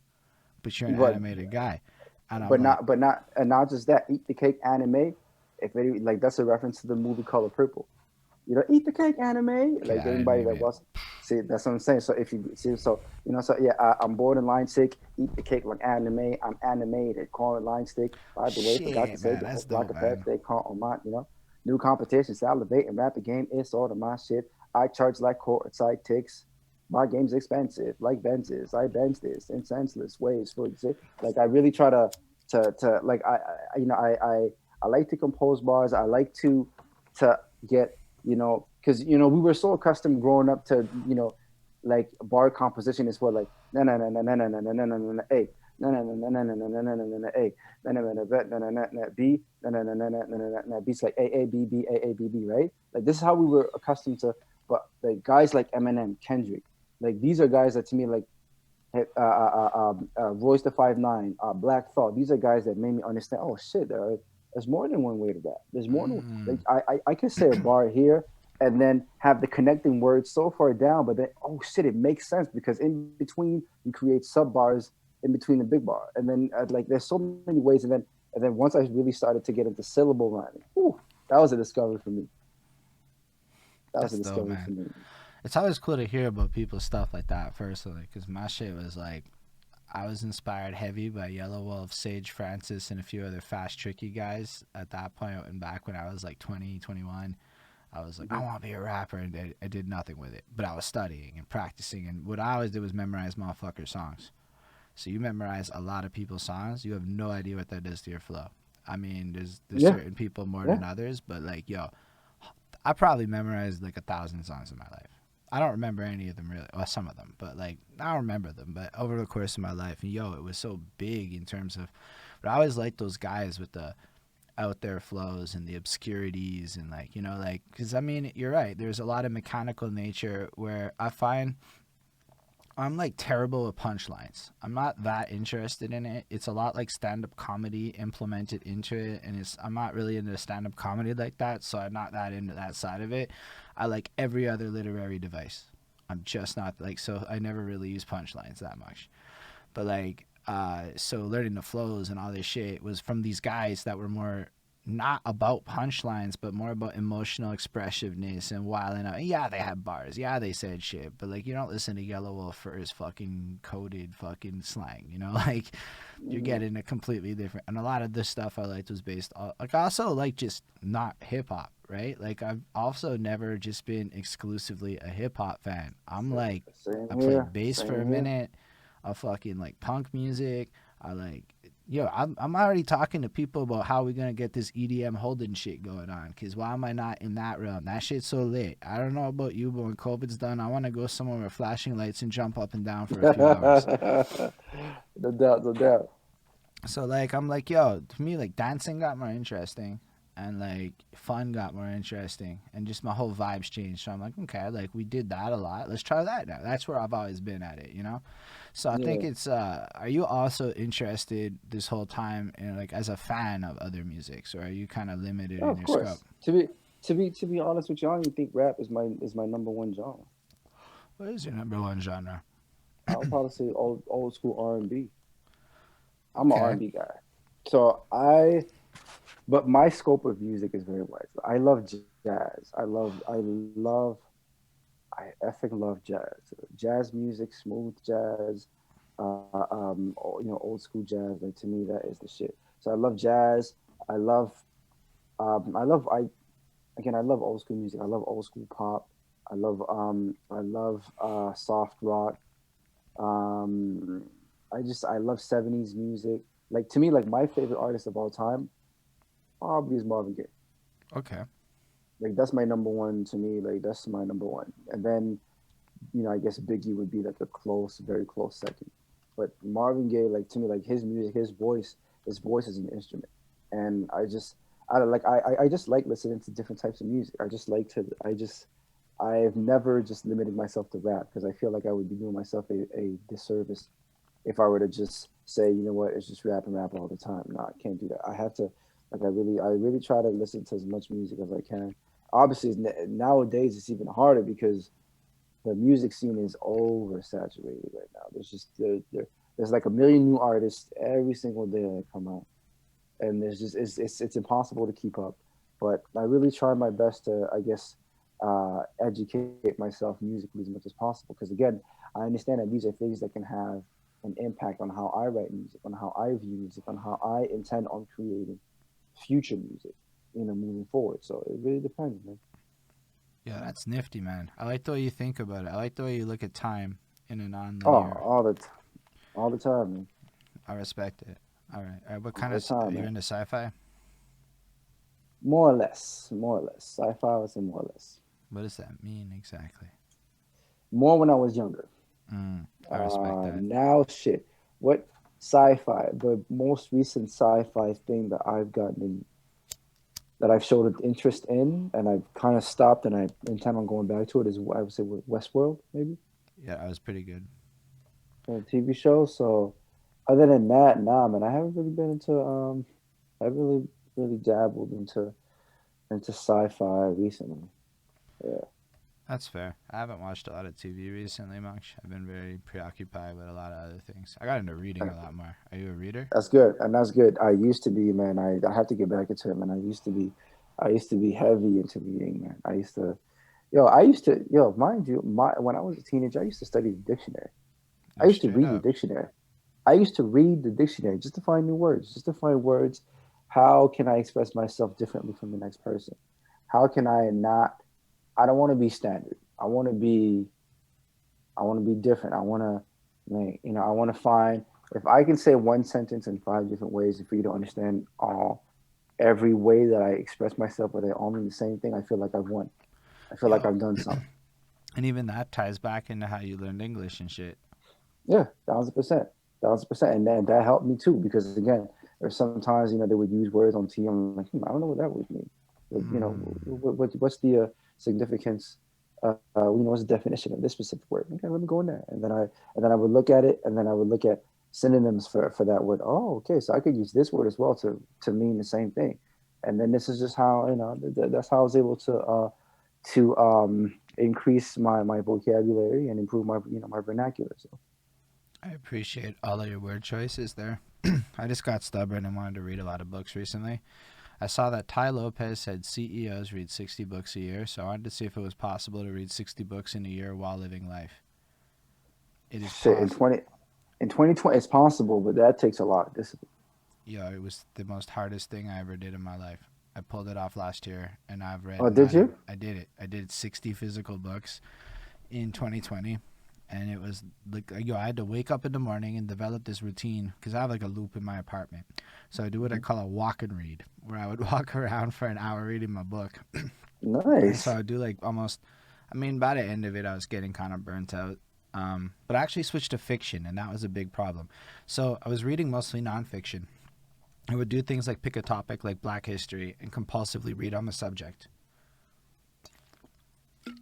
Like I don't know. My girlfriend bought like 13 books after what happened to George Floyd, so I read them all. Like just psh, psh, psh, and all this context, and you start getting like yo, and you just start consuming different subjects. But then you start making all these big level connections, and then yo, you start realizing you can have an opinion on every subject as long as you've read enough books to understand big level connections.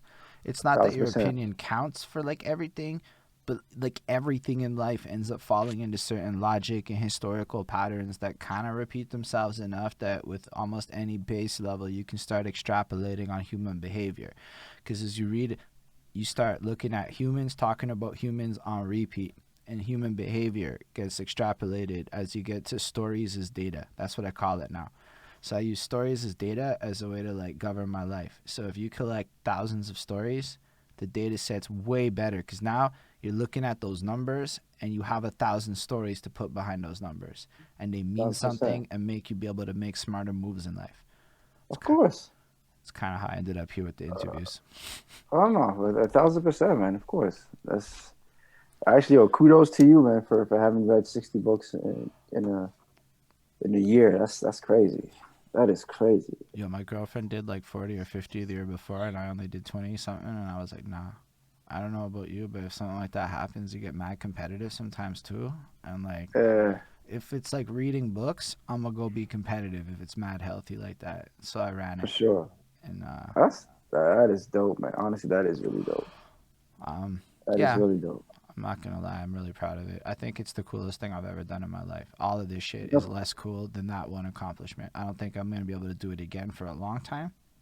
And it was like one of those things where like it was that hard. shit, yeah, that's crazy. 60 books in a year, that is insane. But congrats, man. Yeah, man. Congrats, man. Nah, it's worth it. It helps me not sound stupid talking to you. Is the truth of it. Well, nah, well, but look, man, yo, I can tell just off of this back and forth that you are someone with a lot of mental depth. That's fair. Um, it's great, man. These are the conversations that I look for. I love having these adult, mature, well thought out conversations. It's to me, it's blessed, man. I love that shit. Apparently, it's the essence of talk radio, which is the hottest shit in the world right now. So go figure. My Yeah, accent, yo, I'm telling you, yeah. it's the weirdest shit. I looked up radio stats, and talk radio is the biggest thing, followed by country music. I There had you no go, idea. man. But yeah, There you go, man. so what happened after the mixtapes? You lead up to the follow up, right? Yeah, 3 years in between. It was a bit frustrating for me. Um, I guess one of the reasons why it took so long, I think, it was developing the proper album, so understanding which songs I needed to put on there. There was a bit of a financial constraints as well because studio time, it's not cheap, right? And then I had some other priorities that came along the way, so I couldn't really go to the studio as often as I wanted to for a while. But then the time came. I'm like, all right, you know what? It's now I have to be into album completion mode. So I would say maybe like the 10 months prior to the album's release, I think I went ham. That's when I really started going in there. Like, okay, you know what? Now it's time for me to go in there and really polish the album and really push out the best possible product that I can, given the time. So I did that. Did it 3 years to the date from the first project, which was January 29th, 2015. On January 29th, 2018, I dropped the album, the follow up. And again, everything I think is trial and error. It's a learning experience. So I understood from the first two albums. Okay, I liked what I did. I think maybe they may have been a bit too lengthy or a bit too long. So and well, maybe not the first one. The second one, that's when I really started to think, okay, maybe it's a bit too long because now you were starting to see again, the oversaturation of music that we spoke about. Is so much music to consume. So if you're asking someone to sit there and listen to your album, a 90-minute album, it's kind of hard, especially in today's society where everything is moving so fast, right? So asking someone to pay attention to you for 90 minutes, and that's a challenge. So I said, you know what? The next album will be 10 songs max, and I really don't want it to be longer than 45 minutes. So when I did the follow up, because I had so many concepts and ideas that I wanted to put in there. So that's why I felt like maybe I not that I crammed too many Yeah, songs, but but the again, I follow just up, though, I gotta just say, man, I listened to the follow up in full today as a project, right? That's that kind of shit that you go back to often. You just put it on beginning to end when you're in that car. It's like one of those road trip motherfuckers, right? So maybe not like in a regular life, but yo, how many albums are that cohesive? Yo, I don't think you understand how much I fucking like that album. And I'm appreciate glad that. you made that shit. Yo, I don't know if I agree about the worrying about length thing. I mean, I hear us all, but I'm also going, let's think about albums in like a bigger picture kind of sense. If the shit's mad blessed at 90 minutes, who cares what attention spans are today? Because who knows what attention spans will be tomorrow? We just assume they're going to get worse. What if they get better? And all of a sudden people want like long ass content again, and now your shit's fucking banging, and in like 8 years you get mad money on it. Like, that's also possible on some like good album shit. And I say that because your stuff, it starts out literally with, I believe it's your daughter, I might be wrong, saying, how are you going to expect me to believe in myself if you don't believe in yourself? Yeah, And I don't know about you, but when are people never not going to need to hear what you're going to say for the rest of that album?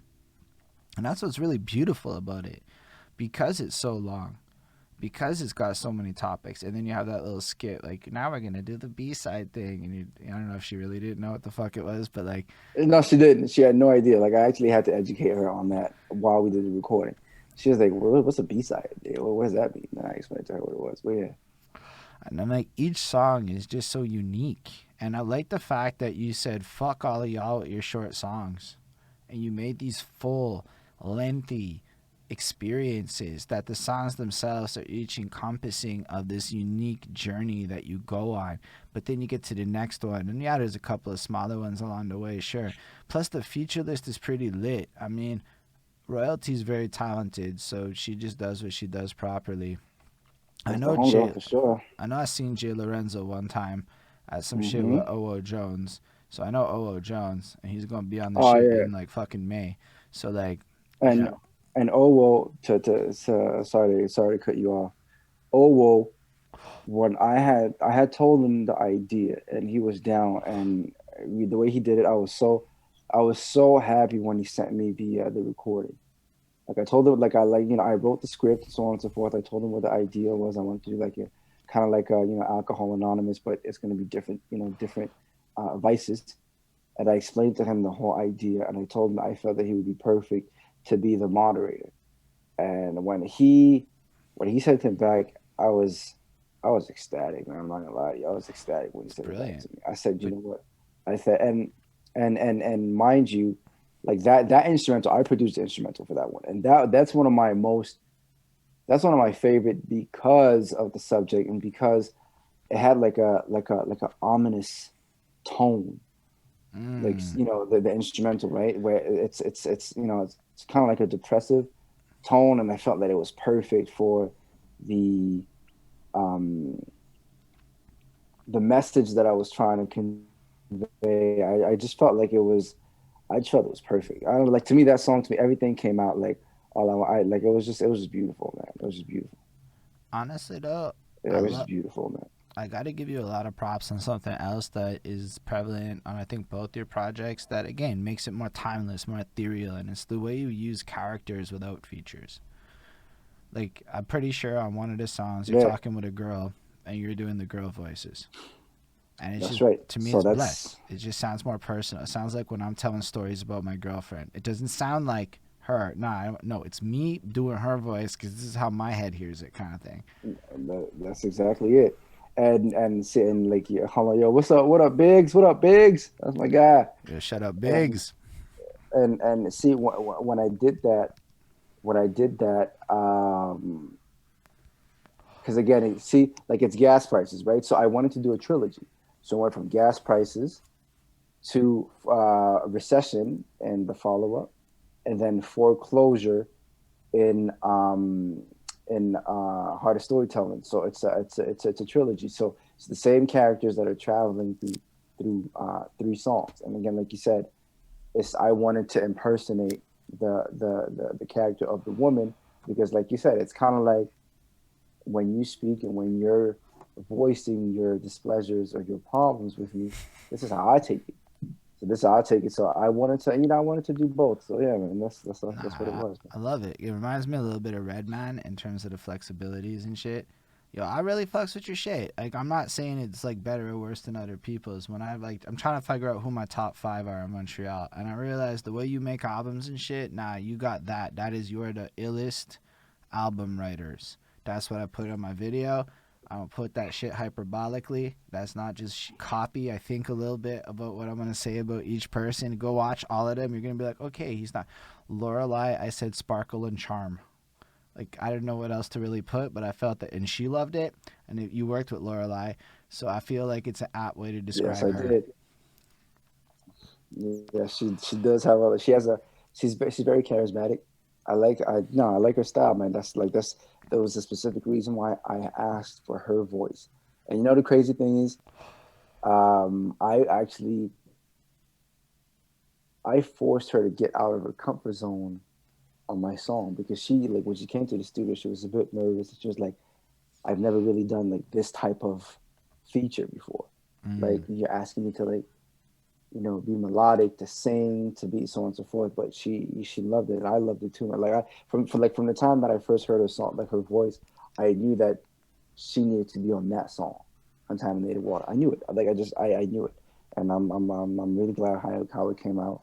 Her voice it fit perfectly with the song. It's yeah, man. That's shout out to Lorelai for sure. Nah, she's real cool. I got to know her a bit. I've seen her perform. Like I'm a fan of what she does. Her "Give Me Some More" track is just an earworm to me. Um, but nah, I just like yeah, I really fucks with what you do with the music because like it is so intricate. Like I would totally listen to your album again. Fucking heart. Fuck, I can't remember the name right now. My brain's blanking. Heart of storytelling. Heart of storytelling, and I love that Yeah. too, right? Just because like heart of storytelling, because it's playing on the Instead of art. art. Yeah, Yeah, exactly. Instead of because art of storytelling, exactly. it's got the passion to it just right there. I had something else I thought was insightful about the heart of storytelling that just like really felt bigger to me, but I can't remember right now. If I remember after, I'll let you know. Um, but yo, like, what was the concept that dropped to this new project? Like, it's clearly got some stories going on inside of it, and it seems like a little bit of a reflection of our life or something. I mean, there's some interesting concepts brought in. So I was hoping you could expand a little bit more on its creation and all of that went into it. For sure. So if you take a look at it, chronologically, first album, Best Kept Secret, Next Best Thing, it's more like the introduction of Mr. Flipstar. Then the follow up is more of it's a follow up. I'm following up on what I started as a follow up to my dreams. And then for this one, I really wanted to do like a concept album. I really wanted to like it's something that had been brewing inside of my mind for some time now. I really wanted to do something that had a concept, like it revolved around an idea. And again, I've always loved storytelling because I've written stories, plenty times in my life, but I wanted to do it in I guess in rhythmic fashion, right? So I said, you know what, I'll do 10 songs, and I've always wanted to do where I grab one character that travels across a few songs. So then that's when I came with the concept. So again, there's 10 songs on the album. I think about maybe 6 or 7 have like actual stories or about specific stories. If not, it's more of like a thesis, kind of like no internet for 24 hours. It's not a story, but it's more like a hypothetical, like a what would happen if, right? So in itself, I personally see that as a story per se. Um, I but I dig it. really wanted to go So ahead. yeah, I just want to say yeah. When I think about albums, and I don't think a lot of people look at it like this, but shout out Chris Chrome for making me think about albums like movies. And I think albums are a lot like movies. Even shitty albums are like movies. Whether it's an emotional journey or a little story, a good album starts you at a point, like a bunch of samples of Mr. FlipStar giving you a bunch of little snippets of shit. I don't remember if there was their songs, whatever, but it felt blessed. It felt very Nas-like. It kind of reminded me like one of those mid-90s album intros, and then it blasted into it. And then each song has like a point to it, right? So every song, in theory, on a good album is going to approach either the same subject to death, like a Lil Uzi Love album, which is fair. Mm-hmm. That's a great move. The other side is where everything is kind of on a unique topic. And then where really great album writing comes into is the sequencing of these ideas in a way that cohesively makes sense. And while I haven't listened to your project with enough scrutiny because I was live for the most part, it is what it is, I did catch how Swipe Left conceptually puts you in one place. Even just with the title, Swipe Left, you're thinking Tinder right away. How could you not be? I mean, unless you never did that shit. But it means rejection. It means a whole lot of things. And then the follow-up track is, the no internet for 24 hours. So, like, each of these concepts do flow into a cohesive stream of consciousness, like, fuck 2020, whatever, it's all hard. What about no internet? Because, check it, it's all, and then each of these things kind of flows into the next thing. And while I can't do the rest of the album any kind of justice for reals, I totally feel like that's the general vibe you were going for. So even if the songs individually don't take a central character per se, it feels like it does. It feels like this is FlipStar's journey through the last year. No, for sure. So again, obviously 2020 was hard for everyone. We all have our own reasons as to why 2020 was, a trying year.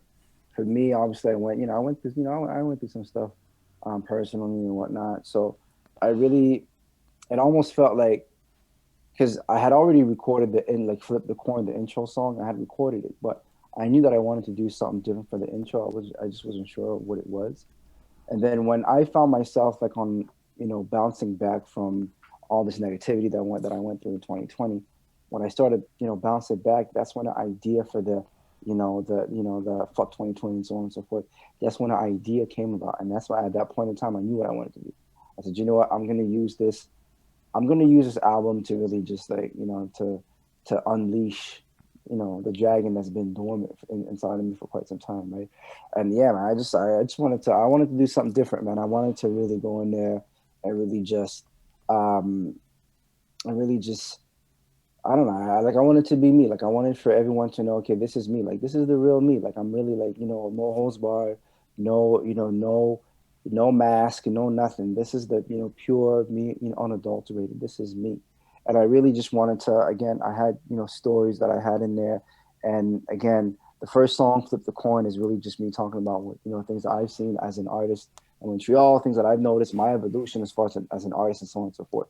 Swipe Left is really just me getting into my rap shit. And like you said, it's kind of like, rejection. When you're on your phone and you swipe left, it's like on to the next, right?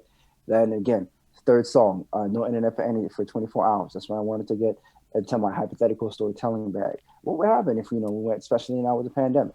Then the fourth song is, a foreclosure, which again, it's me closing the chapter of gas prices and recession, which were on my two previous projects. And in both, and again, I'm someone who's very, symmetric with certain things. So on Next Best Thing, gas prices is song number 4. On the follow-up, recession is song number 4. On this one, foreclosure is song number 4. Then back in '89, it was Sean Miller and Tyler, Tyrell, not Tyler. That one is that's really storytelling. So going back to talking about a girl, when you travel through time, elementary school, high school, and then college. So it's the same girl, it's the same guy, and they talk about things that they've gone through. And then song number 6, Just Vibing. That so that is kind of like to I guess to I don't want to say relax with the storytelling. I guess it's kind of like to take a break from storytelling and just go into a different zone, into a different vibe, and really just talk about life and life in general and things that I've experienced. Then I go back into the storytelling, Contaminated Water. I introduced a girl whose name's Safina, and she meets Jimmy. Then song number 8, Jimmy. And we talk about Jimmy and what Jimmy, talk about who he is. And then song number 9, POV. Then that's Jimmy when Jimmy encounters, a police officer. Then it talks about, social injustices, racism and so on and so forth. And then song number 10 to close on the album, it's Roots of My Fruits, which is, this is my story. This is my life story. So, and it's, I pay homage, to both my parents. So two verses, first verses from my mom, first verses from my dad. And, how I view them, through my scope, my point of view. How do I see my mom and how she's been instrumental in becoming the man that I am today? After the second verse, how do I see my father and how he's been instrumental in me being the person that I am today? So that's like, I really wanted to sort of, go full circle. And I do feel that I was able to achieve that with this album. So Yeah, I thought it was blessed. I really think it was good. I looped it like twice in a row and I didn't get bored. Third time I was like, I'm gonna go put it on the other album, but I did it twice in a row, no problem. And I thought it was really enjoyable, beginning to end. Really versatile project. But yo, what's appreciate coming that, next man. for you? So okay. Right now we are going to, we're thinking of, we're shooting the next videos, and then we're going to do a short film for the three songs. So we're going to do a short film based on three of the songs. So on Contaminated Water, Jimmy, and POV, we're going to do a short film that's going to essentially explain the story of these three songs, because again, it's the same character that travels through through the songs themselves. So we are in the process of developing a script that will be presented as a short film that will, um, that essentially will narrate these three songs. So we're looking at working on that. And as far as musically, I am in the process of working on a project with another artist. I'm not going to say who for now, because again, we're still in the infant stages of that album. We recorded a few songs already, but I will be dropping an album probably early 2021, early 2022. My apologies, with that specific artist. All I will say is that this is an album that will be very reminiscent of what Nas did with Damian Marley. That's all I will say for now. That's very fascinating, and I appreciate that. That's an interesting side of it, especially because you dropped that dancehall tip a little bit earlier, if I'm not mistaken, showing that you Yeah, fucking with some different sounds. So that's if correct. So if I'm every putting Monday two and of two together, yes, for every Monday of March, I will be dropping a different freestyle on a dance hall rhythm. So yes, so how do you feel about social media? um, it can be a drug, it can be an addiction, it can be a vice.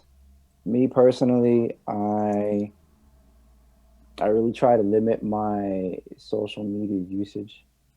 I understand that we have to play the game, especially if you're an artist and you have a duty to yourself to promote your art.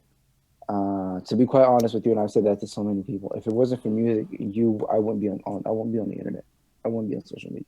If it wasn't for Mr. FlipStar, Phil Jafard would not be on the internet. I wouldn't be. But I understand again. Personally, some people use it, the correct way. I think some people misuse it, like anything in life. But again, who am I to judge? It's to each his own. Do what makes you happy. Be you. That's as far as I can take it. But I understand that attention can be a drug. It's social media can be a drug, and I just know that I have to navigate the right way. So that's how I view it. That's fascinating. I've asked that question to a bunch of people, and nobody brought it there first. So I think it's interesting that you did because, it's mad addictive, especially when you start getting a bunch of DMs and shit, and all of a sudden, blah blah blah, and now you have to you feel like this desire to answer everything and answer everyone, and that's just that dopamine shit going off in your head, like pushing you to go and do all of this shit. Yep. On the Yep. other hand, it's fucking good for your brand to do a lot of it, not all of it. Oh, 1,000%. But I totally understand what you mean about people misusing social media. I suppose in my question, the original framing was as a musician and how it fits into your world and things like that. But you went there with it, which is just so fucking fascinating too, because it kind of tied into how we all use it and the ethical responsibilities of it all. For sure. And like you said, the social media, again, I'm not gonna lie, obviously definitely has its own set of advantages where I have found myself uh being able to network with people that otherwise chances are I would have never met. I've been able to link with producers from obviously across the city. I've been able to link up with producers from the US, and even I've even been able to link up with artists overseas that have they've seen our freestyle. I like what you do. I think you and I could do some damage on the song. Oh, for sure. How do we link up? Boom. Email exchange, send the beat, so on and so forth. So I find that in that aspect, it is absolutely an incredible tool because again, it allows you as an artist to reach masses that otherwise I would have never been able to. So again, being again, the networking aspect is important. So when it comes to networking and promotion, so because obviously, like I know that to me, the one thing that I have been really working harder at improving is exposure, visibility, getting my voice out there. Now understanding the importance of, like you said, Spotify playlists. Try to get your, at least a song or two of yours in any playlists. That will get, your voice heard in places that you would have never imagined. And now I know that I have some songs of mine that have been played in Georgia and California and Florida. In South Africa and France and so on and so forth. That again, before I would never it wouldn't have been made possible. So for that, I'm really grateful for social media and how that has been helpful for sure. So when it comes down to the future of things, what do you think's going to happen with the live scene? That's the problem now with with COVID and the pandemic. And I'm not gonna lie, I miss performing. I miss being in front of a crowd and being able to perform. Me too. Uh, Real how bad. will that how will that affect us moving forward? I'm not sure, man. It's that's the problem. Like there's so much uncertainty right now. Um, I don't know. Like I just hope that there will we will have some semblance of normalcy when this thing dies down and leaves.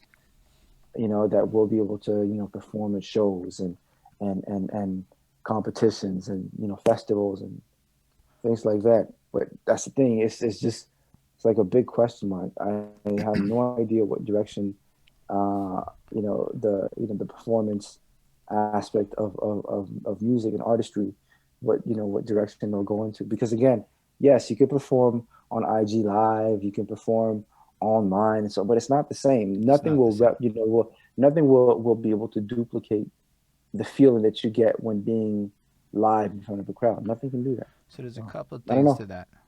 So one is I talked to a 17-year-old. I ended up interviewing a 17-year-old. And he's kind of getting buzzed because he's just doing all the right things with the dropping tracks, and he's social media marketing like a boss. He was teaching us all shit. And he told me he'd never perform live, so he doesn't know what the fuck to do with that question because he has no memory to fall back on. And so the next generation is actually popping off without the live grind, which is Hmm. interesting because it's actually a threat to, like, if you look at how this shit works, if youth drive shit, but not that it's gonna kill off live. So I've come to, like, my theory is this: bars are weird because the drinks got really expensive anyway, so it wasn't that lit. Um, but that doesn't mean shows are gone. Like, let's be real. Like, you get a Belmont. Belmont's still fucking cool. People go to Belmont for a show. It was always proper at a Belmont tier. It was the tier below Thousand percent. Belmont that was fucking weird. There were always these little play, and this is just Holden's subjective opinion, but there are always these places that I could not convince my 30-something-year-old colleagues to want to go to. That was the real truth. I could get them to go to Belmont because it looks like a fucking show place, you know? Hmm. Um, so then I realized Hmm. marijuana is another factor. You can't really smoke joints inside of a lot of places, which maybe you don't smoke, maybe you do. But I don't know if you notice how a lot of times the crowd goes outside and smokes weed for a long time and doesn't stay inside at a lot of little Yeah, that shows. was annoying. That was annoying. Because So you want to make sure that you have as many individuals in the crowd when you perform, because you're a performer, you're an artist. You want to spread your your artistry to to as many people as you can. So yeah, that was about it. That I'm not gonna lie. But Yeah. I tried hard to only miss one person's set. But like the other side of that was the shows were like boom, boom, boom, boom, boom, boom, and there was yeah, never a back to smoke back. break, and I never had a Yeah. bands always had a smoke break because they have to switch shit around, so you were just used to 15 minutes, and people go outside and smoke. So that's just a solution Mm. for the future. But I realized private parties were this because I've been looking into how to get weed in, and you can't have weed at like a bar. It's just not possible. It's too complicated. But if you have a private event that's basically a show at a place. It's all the same things. You can smoke weed inside, but then also that means you can just throw weed-free ones, right? Let's say you don't want the weed version, you can just do the other version, and then Yeah. all of a sudden we can like fuck up the swag of the thing, cause yo, like smaller scale BYOB style fucking dope ass venues where like people pay to get in, but it's just a lit ass fucking party and then people's rocking shows. Like, yo, man, I want to look into fucking warehouses and shit like that for real. It's like, I want to, Oh. cause yo, we're the guys that get to decide this. Yo, it's us. We're the ones. We choose what happens next if we're being real with the situation. We get to Yeah. go out there and who's gonna throw the shows? The 20-year-olds? I mean, they might, but like, I don't know that all of them have capital at this point in life to pull off some of the bigger scale moves that can be done in the city. That part for So sure. I totally For think sure. that the live side is going to happen, mostly It will. because I've It been will. argued against by the whole world, and they reminded me that I also want to make it happen. So I'm fucking with it. I miss live shit so much, my guy. It's so fucking fun. 1,000%. Thousand But percent. I hated the way a lot of vibes were, and they weren't my vibes. So it's not to say that those vibes don't need to exist. Fuck it. Those vibes have a whole audience, but I want some different vibes in the live scene, and I think that can always be done. But something that really fucked me up was, yo, imagine like small scale intimate events on a bigger scale. So instead of so many like, yo, trying to like fill up 80-person bars, just fucking throw 20-person small scale parties, get that shit for the gram type shit. Then it's fucking blessed, and you get people's in your face, and you can kind of reasonably do that at your crib. And you can start like playing around with like different vibes and Hmm. scopes. Are you still with me? I don't know if it froze up. All right, cool. You there? Yeah. So I mean, I feel like there's just all sorts of ways where social media Yeah. is gonna like. Can you, You're good. All right, I think we're there. Okay, it's catching up. yeah. Now Yeah. we're here. Awesome. So yeah, I think like with the potential for it, like imagine like you what the internet has taught me is that people will watch your shit recorded. So that's cool. But I also think that people will watch your shit recorded in front of people. So for me, it's like, yo, I already started talking to my engineer. How do we get like a fucking sound space set up post COVID where we start going live on Twitch in a room and it's like 20 guys in a room fucking doing it, whatever. And then like, create little vibes like that where mhm. it almost starts because, yo, basically anything you do anywhere can now just go live. So the idea of intermingling all the shit I'm doing with social media in my head just works in a live environment if you just have the right gear and the right shit to set it up. It's just logistics at that point. So I'm totally convinced the live scene comes Very true. back. But then you mix it with like the Twitch so that motherfuckers and all those other places you recruited fans can watch your shit too and throw dollars. So I think that hybrid model is what's gonna go down at all scales. No, and I see what you're saying with that, especially because again, like you said, you could have 20, 20 people inside of a small intimate venue, and then if you stream it live, then and it could be like I'll use that as an example. It could be like an NBA game where they have a limited amount of fans in the stands, and then they'll have the virtual fans as well that you'll see like when you watch the game, you'll see them on TV. Like they're probably like on Zoom or whatever. So you can probably do some. I'm thinking that Yo, I like that. this That's a will this blessed will most idea. likely, yeah, this will most likely be the way that people will do shows, like you said. So some people, let's say for either maybe out of fear, so because some people will still not feel fully comfortable being around other human beings, right? It's So facts. some people will prefer watching or taking into the whole performance concert experience from remote location at home or whatever.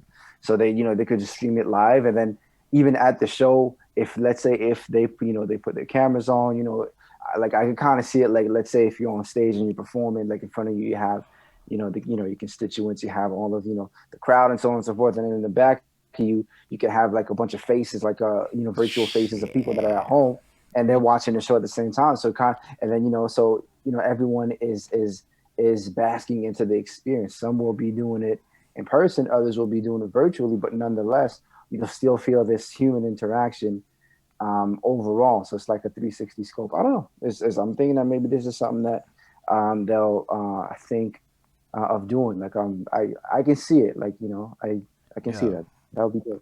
that's basically why I'm starting some of this shit now. Like we started a cipher every Tuesday. Basically Montreal beats only freestyling because I can't solve latency for songs yet. I can do it if we're all in the same crib. I Hmm. can't do it over Zoom. Zoom is trash for that. Yeah, And it made me realize a few things. Like A, that you're right. It's not the same, and I can't make it the yeah, same. yeah, It'll never be the same. So I realized for that sure, lesson. But also, yo, it's dope stills. Like it's 80% as good though. That's the thing, is yeah, it's yeah, not as bad as people think it is. Is wicked. Like this conversation, it would be so much better if we were in person. But this isn't shit. You know, like it's not oh, as of amazing. course, of course, And that's kind of what rapping's like online. It's almost as good. And I can live with almost as good for a while. It's not like for sure, amazing. for sure. But yeah, no, I really think that you're fucking. Cause yo, if you think about like what the WWE is doing and a lot of these other live things, that's all it is now. Is just the Zoom audience. Talk shows are doing it. Everybody's like normalizing the world to that Zoom audience thing. Shit, I didn't even think about that. That is a really cool idea. I'm really into that idea. And then that just translates into virtual reality and shit, because all the same principles extend rather than being like fearful. Because yo, there are gonna be people that'll never leave your house, but all I'm Oh, of course. Yo, when I see VR, I just picture $2 microtransaction merch, and I'm like, this shit. And I picture, yo, imagine a music video in virtual reality. Yeah, Like, that's just crazy. imagine as a, like, look, Serenity gave me his big lecture about fucking all the addiction sides and all the negatives, but I'm still going, yo, imagine what you could do with a music video in virtual reality. Yep. No, for sure, for sure, for sure. No, I hear you. Nah, that's cool, I man. hear you, man. So yeah, So hold on, I see Willie World asking who is Flip's dream collabo. Damn. Shit. Honestly, I can't lie.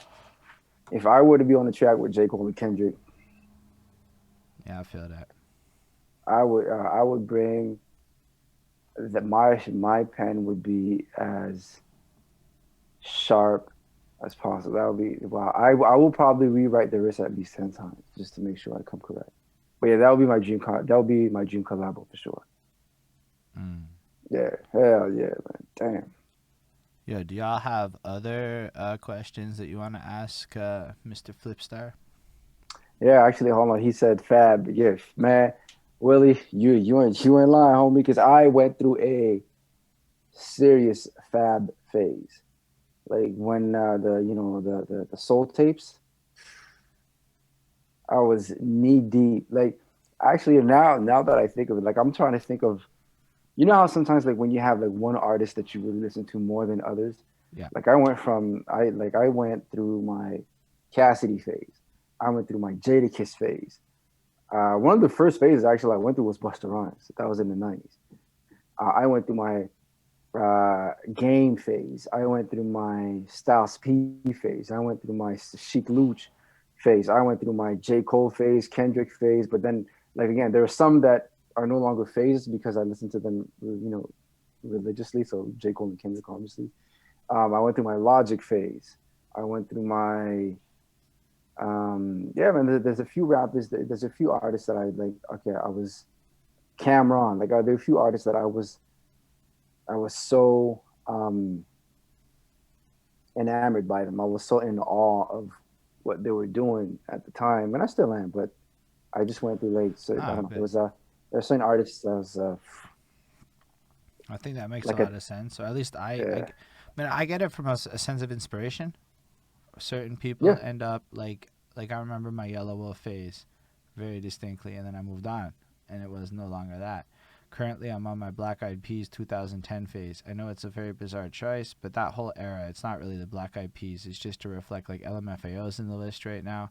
all this Yeah. shit. Oh man, those are the time, man. But I was like, yo, I kind of want to know what my old fun self liked. Like, so I went back to that No, shit. for sure, But yeah, for sure. Hold Ismail. on. Yeah, his question. Ismail is asking, did I listen to the Logic new album as Dr. D? If you're referring to the last album that he put out before he retired, It's after he I retired. okay. After no, I didn't. He I haven't heard of that. he put out I a haven't new heard of. album under the pseudonym Dr. D to try to pull a sneaky sneaky, and then everybody caught him because he probably wanted to get caught. So he retired, and then now he's did an album as Dr. D, as I understand it. No, I haven't. I haven't heard that one. My To me, Peak Logic to me is well, there's the Incredible the what you call it, Under Pressure, and the Incredible True Story. These two albums to me are his like these are his best projects. And then after that, it kind of felt a bit gimmicky. The last one though, the last one before like the last one under Logic that he put out before he retired, I think that like I think he was trying to go back to the essence. So that one was I liked it. But again, Under Pressure and the Incredible True Story, these are two albums of his that I really, to this day, I think to me they're modern day classics. But that's to me. Again. No, that's fair. I never listened to that era of Logic, but everybody who has assured me that everything that came after Yeah, yeah, is not no, that. no.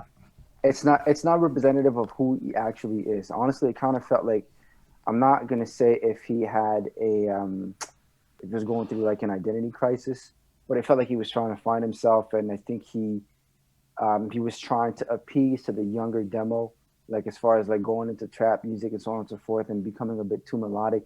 Personally, I wasn't I wasn't fucking with it, but that's just me. I see here another question. Did you listen to no? Before you record music, do you have a specific ritual beforehand?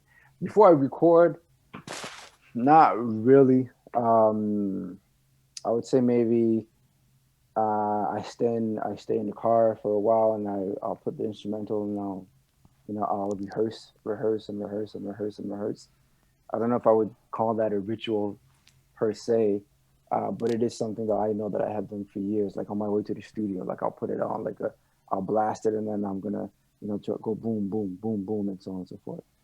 All right, hold on, Mr. FlipStar. Who would be your next go-to soul artist after Marvin Gaye if you have? That is a really good question. Shit. Damn. After Marvin Gaye, soul artist. Luther Vandross is obviously high up there. Um, Damn, that's a good question. Barry White is up there as well. Um, Dang, honestly, I'm stumped. I don't know how to properly answer this question right now. That's a really good question. You're making me think. I don't know. Honestly, I really don't know.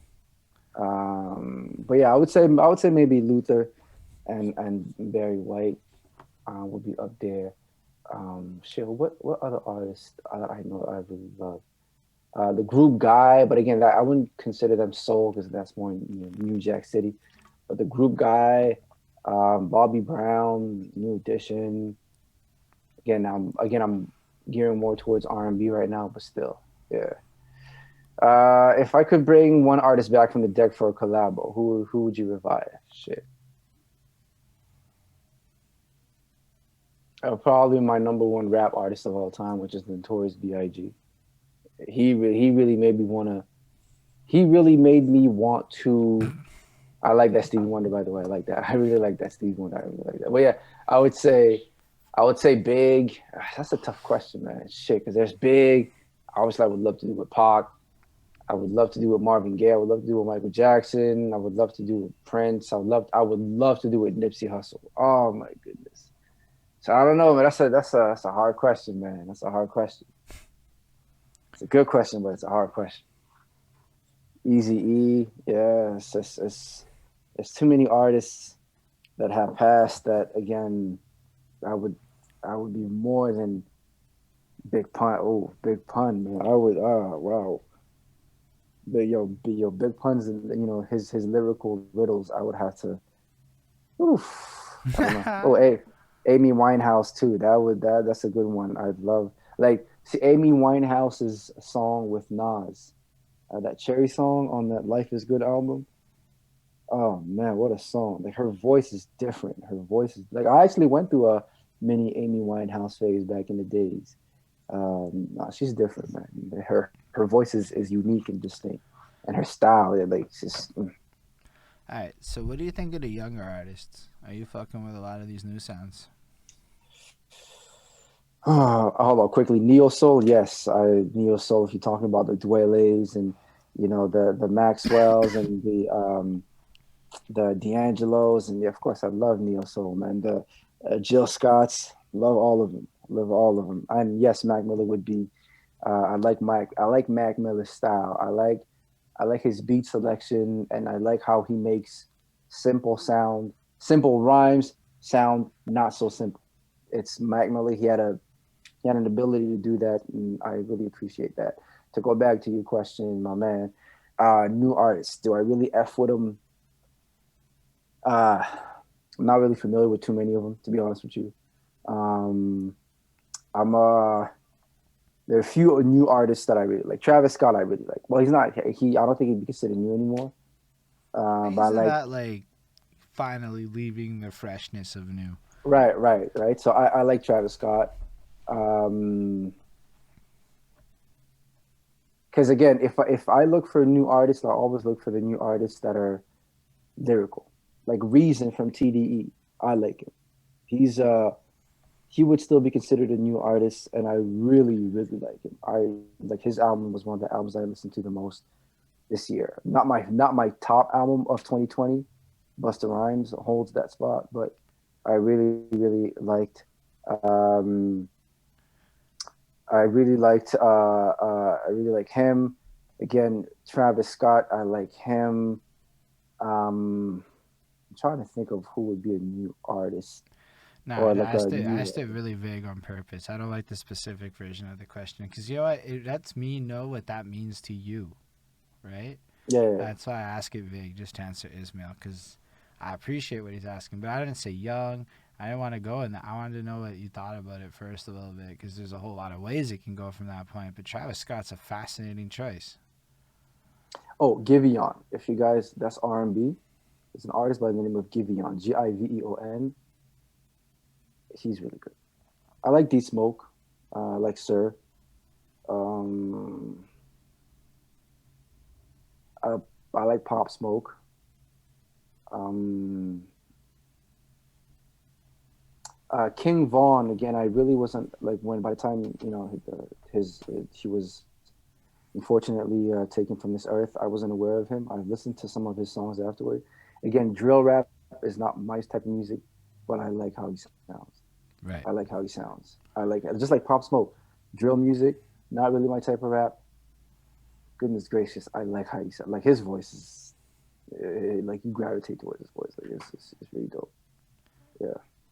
No, but that's super interesting answer, and I like it. I like that you're open minded to like certain things, right? Like you're Oh, willing to for try sure, it out.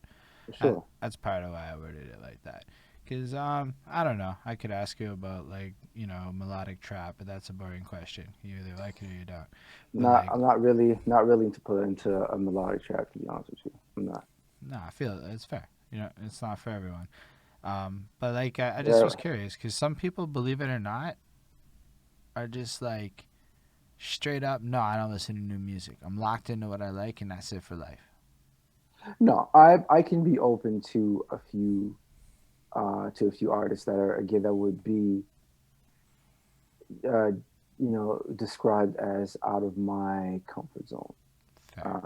But again, like I said, I'm more of a old head. Like I'll listen to like if you put on Sade, I'm more than content. Like like I listen to Sade a lot. It's I don't know. It's just it's different. I like I listen to like I listen to a lot of 80s soft rock. Like when I see like a thing. Okay, so you see how like Willie when he asked me like if I have a ritual before I go record. No, but I have a ritual when I take showers. When I take showers, I go in the shower. I turn off every light. I have the iPad in there. That's the only source of light, and I will put on some. I'll put on some neo soul. I'll put on some like I have some '80s soft rock playlists that are playing while I'm in the shower, and I take like super hot scalding showers. I'll put on some again some '70s R&B. I'll put on some '90s techno. It's whatever zone I'm in that day. Then whatever my energy is. Then that's what I'll go and do. But yeah, man, I really like to travel musically through different eras, man, for sure. No, it's cool. Honestly, I never think about neo soul, so this whole conversation has me curious. I'm on this, as Willie pointed out, ladies' quest. So something I started doing is watching what music my girlfriend bops her head to, Hmm. just because I never really noticed before. I wasn't paying attention, so I think it's interesting. Like I never heard of ocean. Now I know it's a Yeah, thing, and I I'm know how gonna to spell it because I've seen the word. But I'm gonna check that out. Ocean for sure. But but basically, I do want to ask Ishmael's question. Did you watch Rhythm and Flow, the show?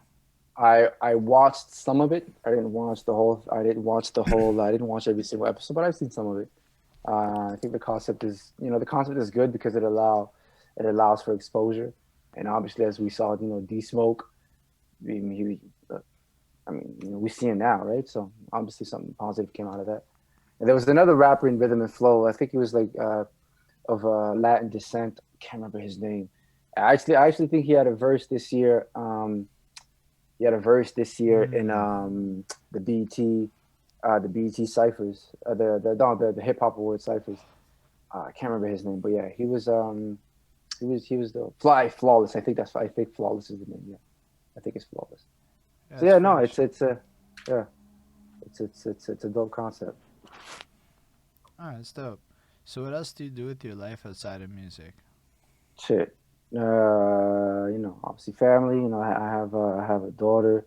Um, Video editing. Like if we're talking artistically, it'll be video editing. Um, yeah, video editing and music. Right now, especially like I feel like I'm locked in now. I mean, like the mode that I'm in, I'm locked in, and it's a great it's a great feeling to be in because I hadn't been locked in quite some time. Again, with going through some shit, 2020 and so on and so forth. But I feel like I'm back on my feet now, and I really wanna keep applying pressure in 2021 and really like I said, push the envelope and continue to test myself. How to push my limits. How far can I take this? How can I continue to make myself be the goal is always to be better. Today I want to be better than I was yesterday. Tomorrow I want to be better than I am today, and so on and so forth. Right. So Yo, yeah, man. I would say that these are things would you be that willing? I've been. Would you be Go willing to ahead. fuck around with something like writing music live on Twitch? Yeah, yeah. I can tell you, it's actually fucking rewarding as fuck. Oh yeah, yeah, yeah. Of course I would. Yeah, it's Of dope. course I would, man. That's fresh. You're like actually the first person I've asked that question. And you're just like, yeah, like just Oh not even yeah, of thinking course, twice. man. And Yeah. this is what keeps the pen sharp. It forces the brain to, the brain activities to be on point. Yeah, for sure. Like my dude Lameth has a channel, basically freestyles. If you follow him, he freestyles. You can use his channel points. He makes beats on the spots, makes songs on the spots. Just fucks around with it for real. All crowd engagement shit. It's actually kind of lit. Is it as good as like the fucking real life shit? Nah, it's close enough for now these days. But it's not bad. Like you get all these people that fuck with you in a different way. Like honestly, Ismail's around all the time and it's fucking so cool. And all these people come back like over and over, and then they watch you. I wrote a song and I recorded a song on the internet live to people. It was like the weirdest experience. I've never done it That's what's up, before. man. But That's what's yo, up. Ismail was there for all of it. I don't know if you paid attention to all of it. Oh yeah, and then I brought up the cipher before, but Willie's been jumping on the Zoom on Tuesdays. Yo, Willie can rap is what I learned. Like I watched Willie go from like rusty to like fuck all of y'all, I'm taking the throne in like 3 weeks. No offense, That's Willie. what's up. So like, we're just kind of fucking around on the internet now, honestly, because like we're not allowed to leave the apartment after 8. What are we gonna do, you know? But That's right. it turns out the fans like it, which is really interesting, right? Because Ismail's like, by all definitions, the magic fan. The city's like, he's there, man. He like saw another guy get interviewed and copped his album. He saw the next man's interview and spun his track so they were all like over 1,000 spins. Like Ismail's the realest real one like that. That's what's up. That's what's up, man. And he's in Montreal, so shout out Ismail. Yo, right Shout out, away. shout out, Never met him shout one out, time, just through the internet. So I mean, shout like, out Ismail. yeah, he's like super fan for real. We gotta give him love. It's like Montreal, like Ismail's part of the scene. That's what I'm saying. Like he's just there, you know. Shout out for sure. But I just think it's dope. I think you'd crush it on Twitch. I think you'd be like one of those guys. You'd fucking have like 10 times my number in no time because you fucking just out there doing your flippity star. Yo, I've listened to how fast you can produce these freestyles and shit. You aren't lying when you say you can write fast, right? Like I'm not saying like your sonic speed, but yo, you banged out a lot of things in the last like little 1 minutes here, little verses. Like, Yeah, yo, I do that. Yo, the weekly, this will only take 60 seconds of your precious time. I do that. The goal is to do this every 3 months. Again, I don't want to oversaturate it. So every 3 months, I'll select a month, I'll select a theme, and then every month, the first of, whatever, the first of the month, whatever day of the week it falls on, then every day of that week for every single week of that month, I'll do the freestyle. So yeah, man. Apparently, Ismail started following me after I reviewed a Ritz album I did not like because he basically talked about cocaine and girls the whole album, and I got bored on the content front. I'm sorry, but Ritz brings up cocaine and hookers in like virtually every song. It's fucking weird. His fans got mad at me for pointing that out, but I mean, he fucking wrote it there. Anyway, I didn't really remember what review Ismail came on board for, but yeah, the internet's weird like that, my guy. It's just like that. But that's crazy because the one thing about your strategy that actually makes it kind of effective is the scarcity angle, which I think a lot of us are trash at. Like, I'm not really going for scarcity. I'm live like every fucking day. But like, the fact is, when it pops up, I do kind of like it. Like I said, it's weird. I realized when you tag me in something, I don't hate it. And I was like, why don't I hate that? That's the weirdest shit in the world to me, okay? Like it's for real. Like I sat there because you tagged me while I was live, and I'm like, I kind of want to watch this, but I'm sure it's copywritten shit, so I'm not gonna play it. That was my first thought. I'm like, whatever you have there might trigger Facebook and make them mad, so I'm not gonna gamble on that. But I saw it, and I'm like, ooh, I want to see that. And I'm like, why? Why does everybody else tag me? And I'm like, fuck all of y'all, what you're tagging me post in my head. I don't write it. But then you're like, here with your shit. And I realized what you just said. You do it for 4 weeks, so you get a little into it, and then you bounce out. Yeah. I never saw that before. Yeah. It's and the reason why is because if I overdo it, then like you said, people will get bored. If I overdo it, then people will lose interest. So I understand I guess I call that the post and ghost technique. So you'll post for a while and then you ghost for a little bit, and then you come back and then you do the same. You repeat. Rinse, repeat, rinse, repeat. But you have to allow some time for people to miss you, so to speak, right? So, and not only that, I like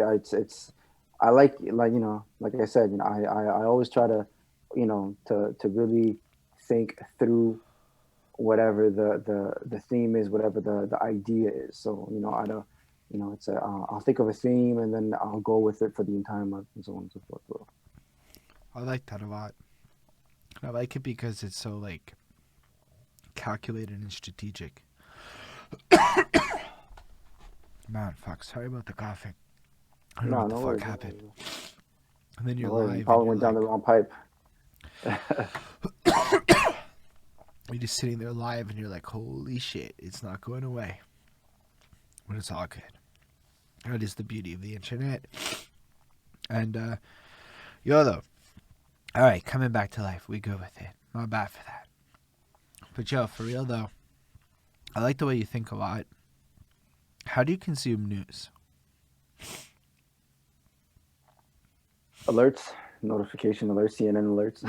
Do you Twitter. read or do you, like, watch it? It depends. I depends. It's more reading than anything, I would say. It's Twitter alerts and app alerts. It's really how I consume anything that's newsworthy. Yeah, That's nifty. yeah. No, Twitter's a great tool.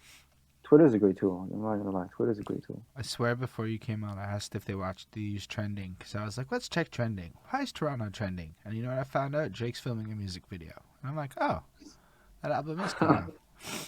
Yeah, sort of certified lover boy. So yeah. I can't wait. That shit's going to be like, as far as album reviews go, that's like the most honest clickbait in the world. Who doesn't want to know what the new Drake album's going to be? Yeah. That's some review that shit live on Twitch shit. But apparently Willie has more questions, and then no questions came. So but yeah, no, for real.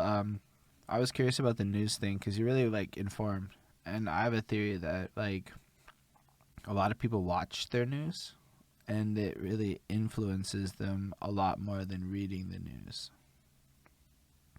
And so. Yeah, I don't know what your thoughts on that are. To me, not really. Like I said, me, I'm my news consumption is really just through the alerts and whatnot. I reading more than I watch. So this is more how I guess stay quote unquote up to date. But with with that, whatever's going on in the world. So you clearly had like this view of the world that I would call not very sensationalized. You seem to be very grounded, very able to process things, which is why, when I say how do you process the news, because, it seems like you're able to, and then so I figured you had to read it was my thought. So it turns out you more or less read it through alerts or whatever, but that means you're thinking about the language use, and you're not. I thought. So anytime, like if I'm to rap about something, if I'm to make a song about a specific subject or whatever the case may be, I'm not gonna go in there blindfolded. So yes, I will definitely do my due diligence. I'm gonna read about it. Obviously, I'm gonna verify the credibility of source A, source B, source C, and then at that point, if I have sufficient amount of information to develop, something, then at that point, yeah, no, I'll be good. But yeah, no, I'm not like I never want to jump into something not knowing what the hell I'm talking about. I like that. So apparently, Willie wants to know if you ever had your bike stolen. Nah, I've never. Shit. I don't think so. No, I don't think so. I had a bike break down on me, but I don't think I've ever had my bike stolen. Not that I can think of now. Yeah, fair enough. Yeah. I don't know where that came from. I'm not but it is what it is. Good. The man asked. All good. Nah, but I appreciate you coming through for real. I really like appreciate talking. you having me. I appreciate you having me, man. Honestly, man. But I appreciate you taking wants the time. to know if anything was stolen. Like what? If I Has anybody ever stolen anything from you? From you, I'm sure. Honestly, I'm sure. Off the top of my head, I can't remember right now, but I am certain. Oh, actually, no, that's a lie. I've shit. What did I guess? But no, see, that's the thing. There's one thing that I was under the impression that it was misplaced, but now come to think of it, I think it was stolen. It was my wallet. Years ago, because I to this day I've never found it. So and that is a nuisance, because when you have to get all of your government identification reissued, oh man, you gotta jump through hoops. I jump through hoops just to get that. They all require each other, so you have to find the base one. It's so annoying. It's so annoying. So many forms to fill out, so many places to go to, and so on and so forth. Wait in line. Gotta take time from work. All right, man. Yeah, man. Nah. Fair enough. Somebody stole my Pokemon Yellow once. I will vividly remember that for the rest of my life, because that's Pokemon Yellow, and that's some serious shit at that age. I was like 12 or whatever, and it popped. But thank you for coming through, my guy. I really appreciate having you here. Appreciate you having me. I appreciate the fact that you again, it's not like you know, like I said, you didn't come into this interview ill prepared. You came, you had all of your facts, you had everything with you. You asked, you know, the right questions when it came to the music and so on and so forth, and you know, you made references to the album, to songs. I appreciate that because it lets me know that you actually have a vested interest into the artistry, and you're not just doing okay. Oh, because I heard Mr. Flipstar has, you know, that he has, you know, a little buzz going on or whatever. Or, you know, he's putting on freestyles or whatever. So I'm just gonna interview. You actually did. You know, you came in there. You came in here prepared, and trust me, as the person on the other side of the spectrum, I'm on the other side of the coin. I appreciate that. I just wanted to say that. So thank you very Nah, much, I man. mean, I can empathize with that a little bit. I've not been interviewed twice, and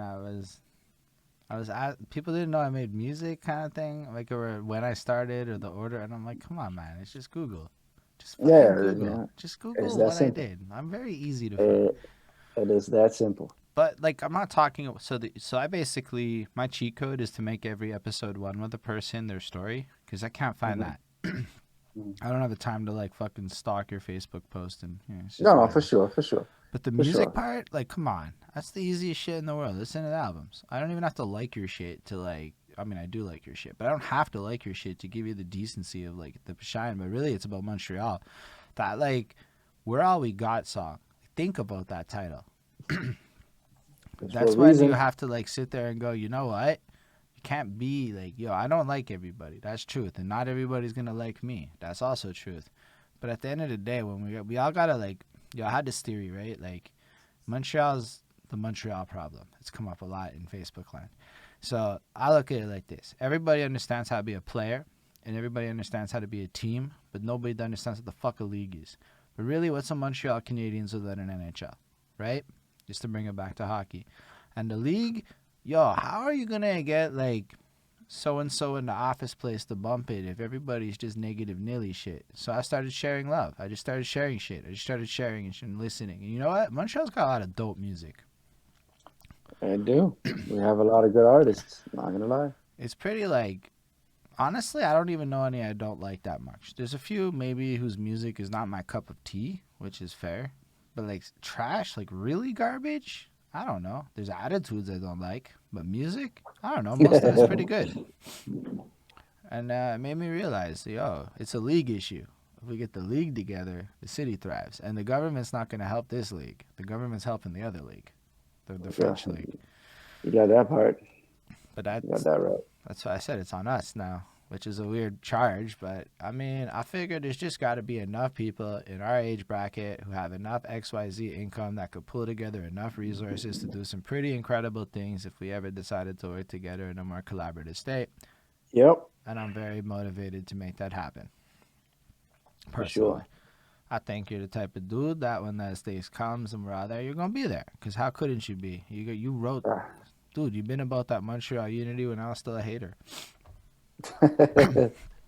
1,000%, man. 1,000%. I respect it a lot, and that's why it was a pleasure to have you here. I don't know if you did your 514 online mix interview or if that's coming still, I but did. I did. And I was a fun interview as well. And shout out to Chrisella. yeah, she's Shout out wonderful. to So Yeah, that's shout why. out to Chrisella. Shout out to the whole team over there, man. I really like what they're doing. So I wanted to just promote that. So also, I don't know if it's out yet or if it's Yeah, coming. it's out. It's out. It's out. Yeah, you It can tell. came. It came. I think shortly, a few days prior to the album release. Mm, So last week of January, if my mind serves me right. But that's yeah. fresh. I know I'd thought about it, and then whatever, life happens. But I just wanted to make sure people knew it existed and that they went and check Yes. that shit out because yo, I fucks with them super heavy. They're really great, and everybody needs to support 514 Online Mix, is my opinion. 1,000%. 1,000%. But also support Mr. Flipstar because his music's wonderful, his attitude's wonderful. Y'all just seen it, like it was a great conversation. I think we all learned. It's a good time. But yeah, thank you for coming. I appreciate it again. Thank you all for watching. Do you have any last words before we do the little closing bit? Yo, last words. Again, I appreciate you, my man. I appreciate everyone that took the time to listen to this interview. Please follow me on Instagram at rap Mr. Flipstar. Again, especially now, today, March 1st, I just dropped a new freestyle series. I'm doing every Monday of March. Go and subscribe to the YouTube channel, which is Nerded Cool Table Records. Again, all of my videos are on there. Well, the majority of my videos are on there anyways. If you type in Mr. FlipStar on YouTube, you'll see all of my shit. But yeah, subscribe to the YouTube channel, subscribe to my Instagram, and all of my information is there. And again, my new album is out, Heart of Storytelling. Please, I beg of you guys, take the time to listen to albums on all DSPs, Apple Music, Spotify, Tidal, Amazon Music, YouTube. It's everywhere, right? So again, Heart of Storytelling. It's a 10 song album. It is my most cohesive album to date. If you want storytelling, if you want bars, if you want nice sonically for it to be pleasing to the ear, I beg of you, go listen to the album, and I hope you appreciate it and spread the word, man. Montreal, that's all we gotta do, spread the word. Yeah, I appreciate that. I co-signed the album stuff. I like it a lot. I'm not even saying that lying-wise. I just really do like it a lot. I think Mr. Flipstar is one of the top tier artists in the city. I don't want to like throw a label like MC about an artist, like just artistry. Like it's fucking cool to see. Like you could like go on and do some seriously big things regardless of what the city does, type thing, and it's not lost on me. I'm just glad that you're repping the city the way you do because it helps us all look good. Oh, yo, 24/7, man, 24/7, and yo, don't forget, go watch that. We all Yo, we I'm got not gonna video, forget. please. I'm not gonna Uh, forget, my guy.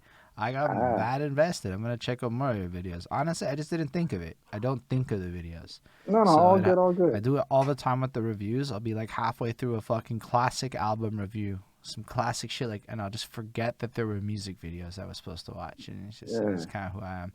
But yo, thank you again for coming. Again, I think everybody learned, but most importantly, thank all y'all for watching. All the people who stuck it through to the end, because yo, some of these people hours sticking there. You know what I'm saying? Twitch is lit like that. I don't care if it's a high number or a low number. The fact that that comment section just kept moving the whole time, like yo, it actually hits my soul every time that happens like that. 1,000%, 1,000%. Yo, you guys are having side chats that had nothing to do with us. That was lit. That doesn't happen very often. Where they're like, That's dope. I don't know what to say to half of this shit, but y'all keep chatting. It's fucking lit.